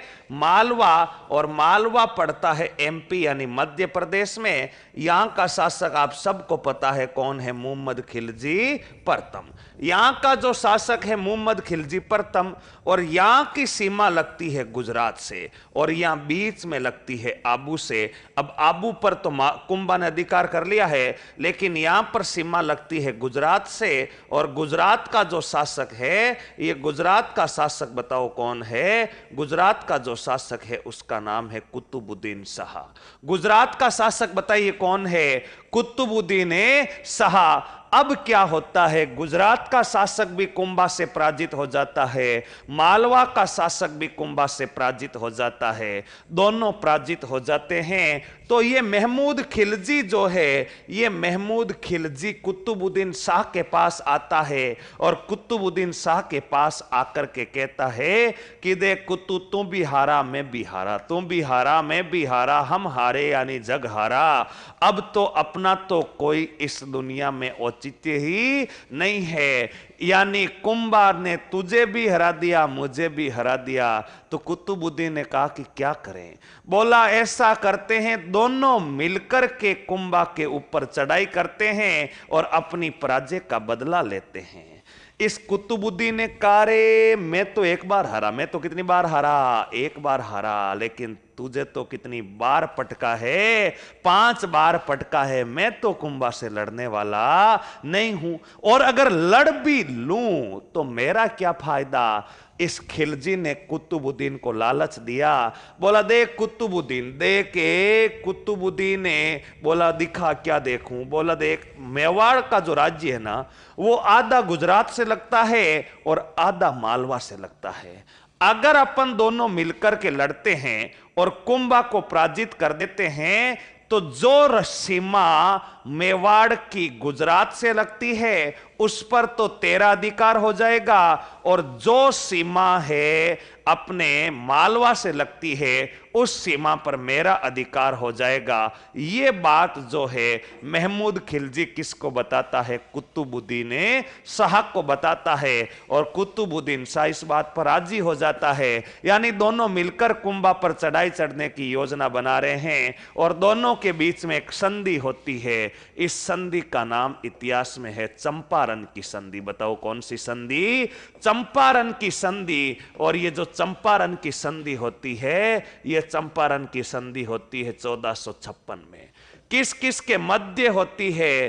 तो एक तरफ तो है अपना महमूद खिलजी प्रथम है, एक तरफ तो है महमूद खिलजी परतम में, और महमूद खिलजी परतम के साथ में, प्लस में कौन है? कुतुबुद्दीन शाह।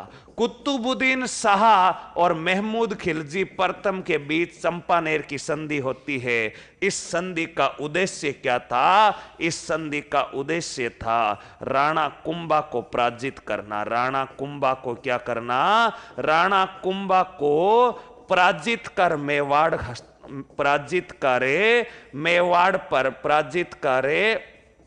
मेवाड़ पर अधिकार करना। किस प्रमुख संधि का प्रमुख उद्देश्य था? चंपानेर की संधि का। और ये किस दो राज्यों के बीच होती है? ये होती है अपने मेवाड़ और मालवा राज्यों के बीच में, मारवाड़ और मालवा राज्यों के बीच में चंपारण की संधि, चंपानेर की संधि से, चंपारण नहीं, चंपानेर की संधि कहते हैं। इसे कौन सी संधि कहते हैं? चंपानेर की संधि। चंपारण नहीं है भाई साहब, चंपारण बिहार में है। चंपानेर की संधि 1456 में यह है किस किस के बीच होती है? खिलजी परतम और कुतुबुद्दीन शाह, और ये मेवाड़ पर अधिकार करना चाहते हैं। एक बार यहां तक ये उतारिए चंपारण की संधि, उसके बाद बढ़ते हैं आगे। जल्दी उतारें साथियों, उसके बाद आगे बढ़ते हैं।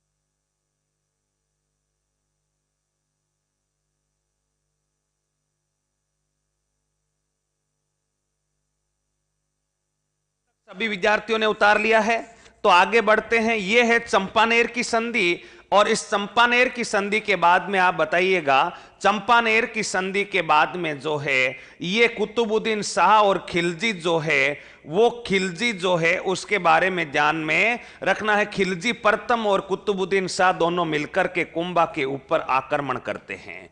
कहां पर करते हैं उसके बारे में भी अपने को ध्यान में रखना है। अगला बिंदु अपने को लिखना है, चंपानेर संधि के तहत, चंपानेर संधि के तहत, चंपानेर संधि के तहत, चंपानेर संधि के तहत महमूद खिलजी प्रथम, चंपानेर संधि के तहत महमूद खिलजी, चंपानेर संधि के तहत कुंभा पर आक्रमण, कुंभा पर आक्रमण, कुंभा पर आक्रमण 1457 ईस्वी में होता है। 1457 ईस्वी में, 1457 ईस्वी में होता है। और यह आक्रमण कहां पर होता है ध्यान रखना, इस स्थान का नाम है बदनौर। बताओ कौन सा स्थान है? बदनौर, या इसे अपन कहते हैं बैराटगढ़। बदनौर या बैराटगढ़ का युद्ध होता है। और ये बदनौर या बैराटगढ़ का युद्ध बताओ कब होता है? 1457 ईस्वी में। बदनौर या बैराटगढ़ का युद्ध होता है 1457 ईस्वी में। ये स्थान कहां पर पड़ता है बदनौर? तो ध्यान रखना, ये स्थान पड़ता है भीलवाड़ा में। बताओ ये स्थान कहां पर पड़ता है? ये स्थान पड़ता है भीलवाड़ा में। तो ध्यान रखिएगा, भीलवाड़ा। युद्ध किस किस के बीच में होता है? तो ध्यान रखें, ये युद्ध जो होता है, ये युद्ध एक तरफ तो रहता है महमूद खिलजी प्रथम। बताओ एक तरफ तो कौन रहता है? एक तरफ तो रहता है महमूद खिलजी प्रथम में, और महमूद खिलजी प्रथम के साथ देने के लिए आता है कुतुबुद्दीन शाह। महमूद खिलजी प्रथम का साथ देने के लिए कुतुबुद्दीन शाह, और इनका सामना करता है अपना राणा कुंभा। इनका सामना बताओ कौन करता है? राणा कुंभा। अब राणा कुंभा इनका सामना करता है, लेकिन इस युद्ध में बताओ विजेता कौन होता है? इस युद्ध में होता विजेता राणा कुंभा। यानी चंपानेर की संधि को भी विफल कर देता है राणा कुंभा। इसके बारे में ध्यान रखना है। चंपानेर की संधि जो है, इसके तहत बदनौर या बैराटगढ़ का युद्ध होता है, जिसमें एक तरफ खिलजी प्रथम और कुतुबुद्दीन शाह है, और दूसरी तरफ राणा कुंभा है। लेकिन इसमें भी विजेता राणा कुंभा होता है। यहां तक ये जल्दी उतारें, उसके बाद आगे बढ़ते हैं।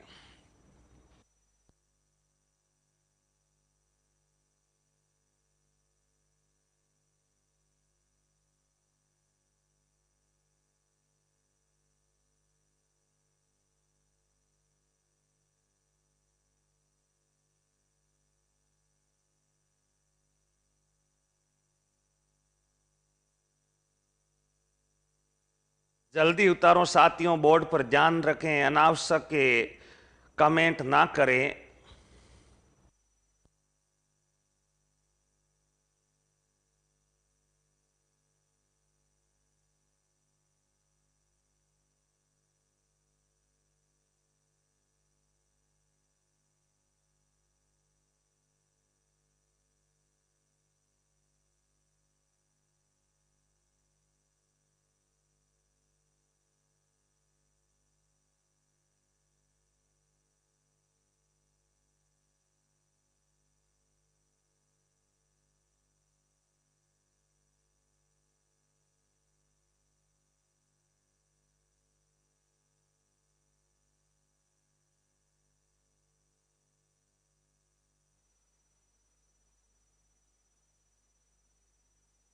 यहां तक अगर सभी साथियों ने उतार लिया है तो आगे बढ़ते हैं। देखिएगा, कुंभा की इस विजय को बदनौर विजय कहते। एक लाइन और लिख लें, कुंभा की इस विजय को, कुंभा की इस विजय को, कुंभा की इस विजय को बदनौर विजय कहते। कुंभा की इस विजय को बदनौर विजय कहते, जिसके उपलक्ष्य में, जिसके उपलक्ष्य में, जिसके उपलक्ष्य में, जिसके उपलक्ष्य में कुंभा ने बदनौर माता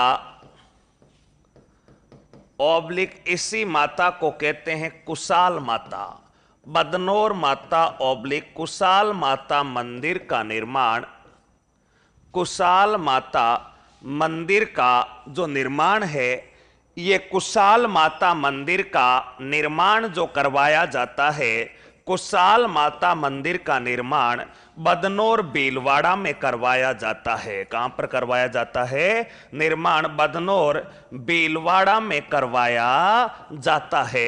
ये फैक्ट अपने को ध्यान रखना है। एक बिंदु और, ये जो कुंभा है, ये कुंभा जो है, इसके बारे में ध्यान रखिएगा।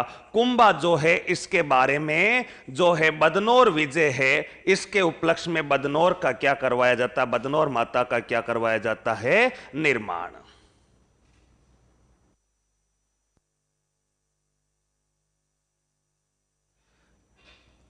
जल्दी उतारो एक लाइन, उसके बाद आगे बढ़े साथियों।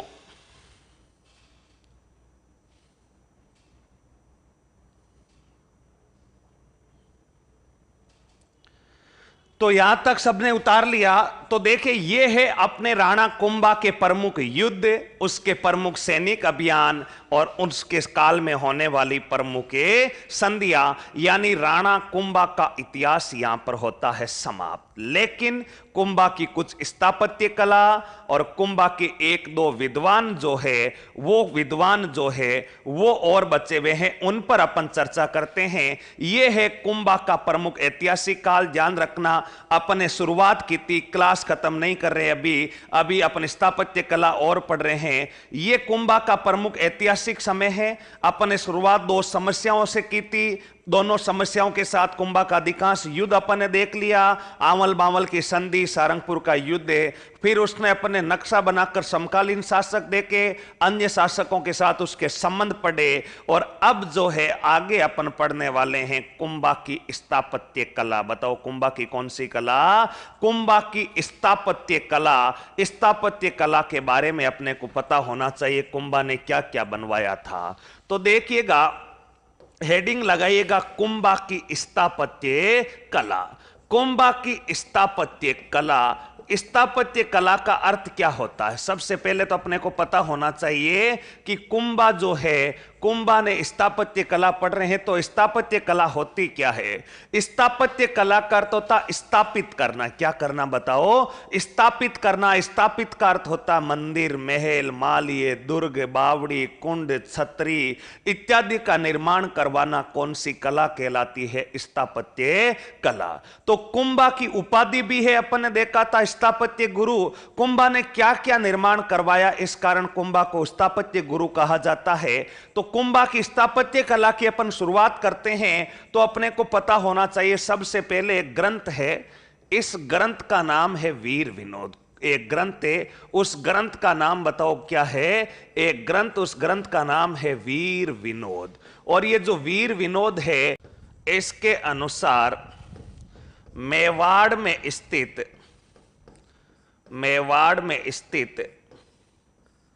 84 दुर्गों में से 84 दुर्गों में से कुंभा ने 84 दुर्गों में से कुंभा ने 32 दुर्गों का निर्माण करवाया। 32 दुर्गों का निर्माण करवाया। बताओ कितने दुर्गों का निर्माण करवाया? 32। और इसी कारण तो इसको अपन कौन सा गुरु कहते हैं? स्थापत्य गुरु कहते हैं। यानी जो है, ध्यान रखिएगा, मेवाड़ में जितने भी जो है 84 दुर्ग है, वो मेवाड़ में 84 दुर्गों में से 32 दुर्ग का निर्माण तो अकेले राणा कुंभा ने करवाया था। ध्यान रखिएगा, अकेले राणा कुंभा ने करवाया। अब वो अपन 32 दुर्ग पूरे तो नहीं पढ़ेंगे, लेकिन कौन कौन से दुर्ग पढ़ रहे हैं उनके बारे में अपने को ध्यान में रखना है। तो सबसे पहले ध्यान रखना, नंबर 1 का जो इसने दुर्ग बनाया था, उस दुर्ग का नाम था कुंभलगढ़ का दुर्ग। बताओ कौन सा दुर्ग है? कुंभलगढ़ दुर्ग है। और ये कुंभलगढ़ दुर्ग बताओ कहां पर पड़ता है? राजसमंद में। कुंभलगढ़ जो दुर्ग है, ये कुंभलगढ़ दुर्ग बताओ कहां पर पड़ता है? राजसमंद में। और इस दुर्ग को अपन ध्यान रखिएगा, इस दुर्ग को अपन कहते हैं मेवाड़ मारवाड़ सीमा का प्रहरी, मेवाड़ की तीसरी आंख, कुंभल मेरू दुर्ग इत्यादि नामों से जाना जाता है। इस दुर्ग के चारों तरफ की दीवार 36 किलोमीटर लंबी। वो अपन सारा विस्तार अपन जब राजस्थान की कला संस्कृति में राजस्थान के प्रमुख दुर्ग पढ़ेंगे तब करेंगे। लेकिन अभी अपने को यह ध्यान रखना है कि कौन कौन सा दुर्ग बनाया था और उसका बारे में ध्यान रखना क्या क्या हुआ था। तो प्रमुख रूप से कुंभलगढ़ दुर्ग, और कुंभलगढ़ दुर्ग बताओ कहां पर पड़ता है? राजसमंद में। इसका निर्माण भी राणा कुंभा के द्वारा करवाया जाता है। अगला बिंदु अपने को ध्यान क्या रखना है? दूसरा इसने करवाया था बसंती दुर्ग। बताओ कौन सा दुर्ग है? बसंती दुर्ग सिरोही में पड़ता है। और बसंती दुर्ग बताओ कहां पर पड़ता है? सिरोही में। इसका निर्माण भी कुंभा के द्वारा। नंबर 3 माचन दुर्ग, बताओ कौन सा दुर्ग है? माचन दुर्ग और अचलगढ़ दुर्ग। ये माचन दुर्ग और अचलगढ़ दुर्ग ये भी बताओ कहां पर पड़ते हैं? सिरोही में। नेक्स्ट इसने करवाया था बोमट का दुर्ग, बताओ कौन सा दुर्ग करवाया था? बोमट दुर्ग का निर्माण करवाया और ये पड़ता है उदयपुर में, बताओ कहां पर पड़ता है? उदयपुर में। नेक्स्ट ध्यान रखना, चित्तौड़गढ़ दुर्ग का आधुनिक निर्माता, चित्तौड़गढ़ दुर्ग का आधुनिक निर्माता, चित्तौड़गढ़ दुर्ग का आधुनिक जो निर्माता है वो आधुनिक निर्माता किसको कहा जाता है? आधुनिक निर्माता राणा कुंभा को कहा जाता है। हालांकि जो है इसका मूल निर्माण जो है वो चित्रांगद मौर्य ने करवाया था, लेकिन इस दुर्ग का जीर्णोद्वार जो है, इस दुर्ग का जो जीर्णोद्वार है वो जीर्णोद्वार करवाया जाता है, वो जीर्णोद्वार जो करवाया जाता है वो कुंभा के द्वारा। इस कारण आधुनिक जो निर्माता है वो आधुनिक निर्माता किसको कहा जाता है? कुंभा को कहा जाता। इसके अलावा ध्यान रखना, बदनौर माता का मंदिर बनवाया, बताओ कौन सी माता का मंदिर है? बदनौर माता मंदिर। इसके अलावा विजय स्तंभ बनवाया, इसके अलावा बताओ कौन सा स्तंभ बनवाया था? विजय स्तंभ। ये कुछ महत्वपूर्ण इसके जो है अपने उल्लेखनीय प्रमुख स्थापत्य कला के कार्य है। इन दुर्गों के बारे में अपन विस्तार से कैसे कैसे क्या हुआ था वो आर्ट एंड कल्चर में जब दुर्ग पढ़ेंगे तब देखेंगे, लेकिन ये किसने बनाए तो ये कुंभा की स्थापत्य कला में अपने को याद रखना है। एक बार यहां तक उतारो, उसके बाद बढ़ते हैं आगे। जल्दी से उतारिए साथियों, उसके बाद आगे बढ़ते हैं।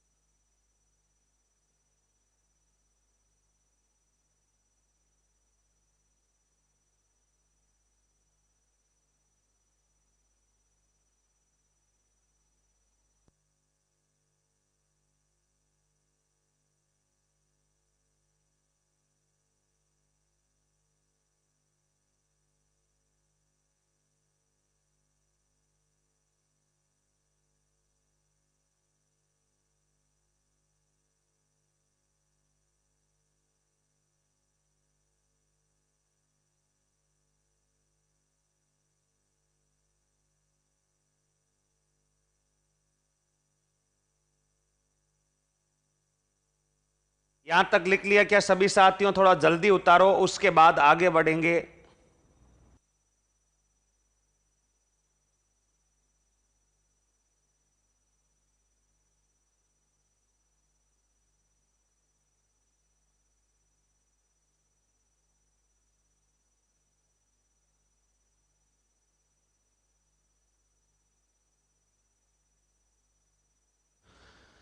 हाँ, यहां तक उतारिए। कुछ विद्यार्थियों के क्यों कमेंट आ रहे हैं, रणकपुर का जैन मंदिर। रणकपुर का जैन मंदिर कुंभा ने नहीं बनवाया था, कुंभा के काल में बना था। ऐसे श्रृंगार चौरी का मंदिर भी कुंभा ने नहीं बनवाया था, कुंभा के काल में बना था।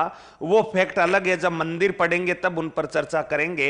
ये कुंभा के काल में बने हुए मंदिर है, कुंभा खुद ने इन मंदिरों का निर्माण नहीं करवाया था, ध्यान में रखना है। यहां तक उतार लिया सबने, वेरी गुड, सबका हो गया। तो अब आगे बढ़ते हैं, कुंभा की स्थापत्य कला को आगे बढ़ाते हैं और कुंभा की स्थापत्य कला में आगे देखते हैं। कुंभा जो है, इस कुंभा ने ध्यान रखना एक लिखवाई कीर्ति स्तंभ प्रशस्ति, ध्यान रखिएगा।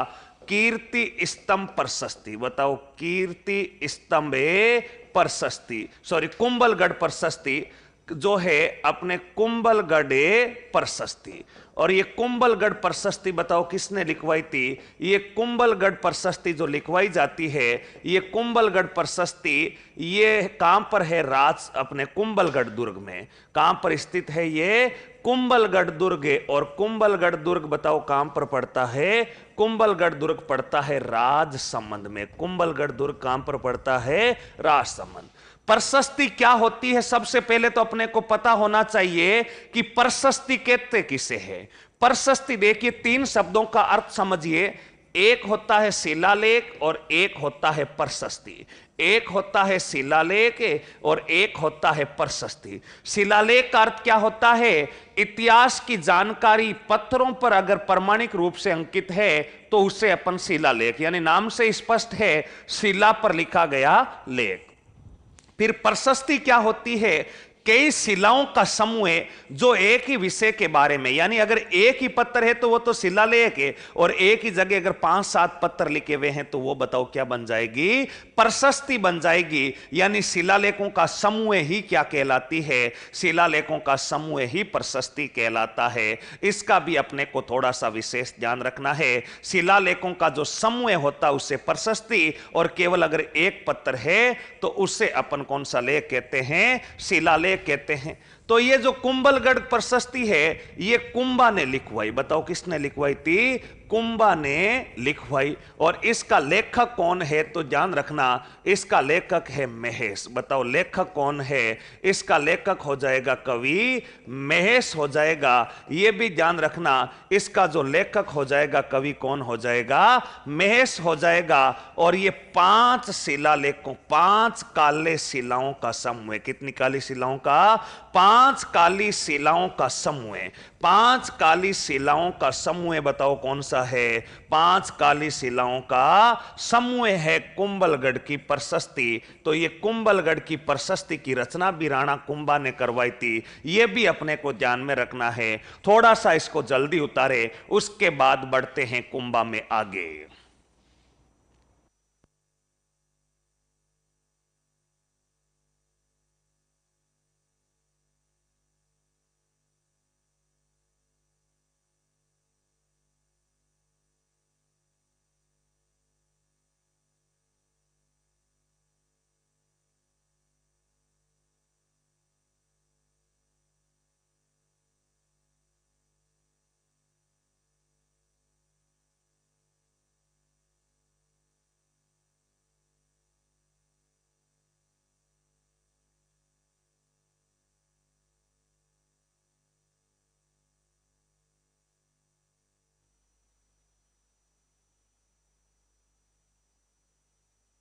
ये 2 बिंदु और भी याद रखना। अगर सन पूछे तो ध्यान रखना 1460 ईस्वी में। कब लिखवाई गई थी? 1460 ईस्वी में लिखी गई। और 1460 ईस्वी में लिखी गई। और अगर भाषा पूछे तो ध्यान रखना संस्कृत भाषा में। बताओ कौन सी भाषा में लिखी गई है? संस्कृत भाषा में लिखी गई है। इसका भी अपने को थोड़ा सा ध्यान रखना है। यहां तक उतारिए, उसके बाद अपन देखेंगे काली शिलाओं का अर्थ होता काले रंग के पत्थर। काली शिलाओं का अर्थ बताओ कौन से पत्थर होते हैं? काले रंग के पत्थर। ये कुछ जो है महत्वपूर्ण राणा कुंभा की स्थापत्य कला है। कुछ 1-2 फैक्ट और है, जैसे श्याम पार्श्वनाथ मंदिर वगैरह, उनके बारे में भी अपन चर्चा करेंगे। एक बार ये स्थापत्य कला 1-2 छोटे छोटे मंदिर है, ध्यान रखना। एक तो रणकपुर का जो जैन मंदिर है, वो रणकपुर का जैन मंदिर कुंभा ने नहीं बनवाया था, वो कुंभा के काल में बना था। चित्तौड़ में श्रृंगार चौरी मंदिर है, वो भी कुंभा के काल में बना था। तो वो एक अलग विषय है। कुंभा के काल में कई मंदिर बने थे, लेकिन कुंभा खुद ने क्या बनवाया था? कुंभा द्वारा निर्मित स्थापत्य कला के बारे में अपन चर्चा कर रहे हैं। और ये है अपने कुंभा द्वारा निर्मित राजस्थान की प्रमुख स्थापत्य कला। इसके बारे में, राणा कुंभा की स्थापत्य कला के बारे में 1-2 बिंदु और बचे हैं, उनके बारे में भी अपन चर्चा करेंगे। आज जो पढ़ाया है वो सारे फैक्ट आपको क्लियर होने चाहिए। अपन ने विजय स्तंभ से आज शुरुआत की थी। विजय स्तंभ को किन किन उपनामों से जाना जाता है, किन किन इतिहासकारों से जाना जाता जाता है। उसके बाद मोटे रूप में अपन ने जोधा को भगाया था, रणमल को मारा था, आंवल बांवल की संधि की थी, फिर कुंभा के सभी शासकों के साथ संबंध देखे थे, उसके बाद चंपानेर की संधि की, उसके बाद अपन ने बैराटगढ़ का युद्ध जीता, फिर कुशाल माता का मंदिर बनवाया था, और उसके बाद अपन ने क्या देखा था, उसके बाद अपन ने कुंभा की स्थापत्य कला और जो वीर विनोद ग्रंथ है, उस वीर विनोद ग्रंथ के अनुसार अपन ने देखा था मेवाड़ में स्थित 84 दुर्गों में से अकेले 32 दुर्गों का निर्माण किसने करवाया था? राणा कुंभा ने करवाया था। इसी कारण तो इसे कौन सा गुरु कहा जाता है? स्थापत्य गुरु। आज अपन ने ये पढ़ी है कुंभा की अपने कौन सी कला, स्थापत्य कला और उसके प्रमुख अभियान।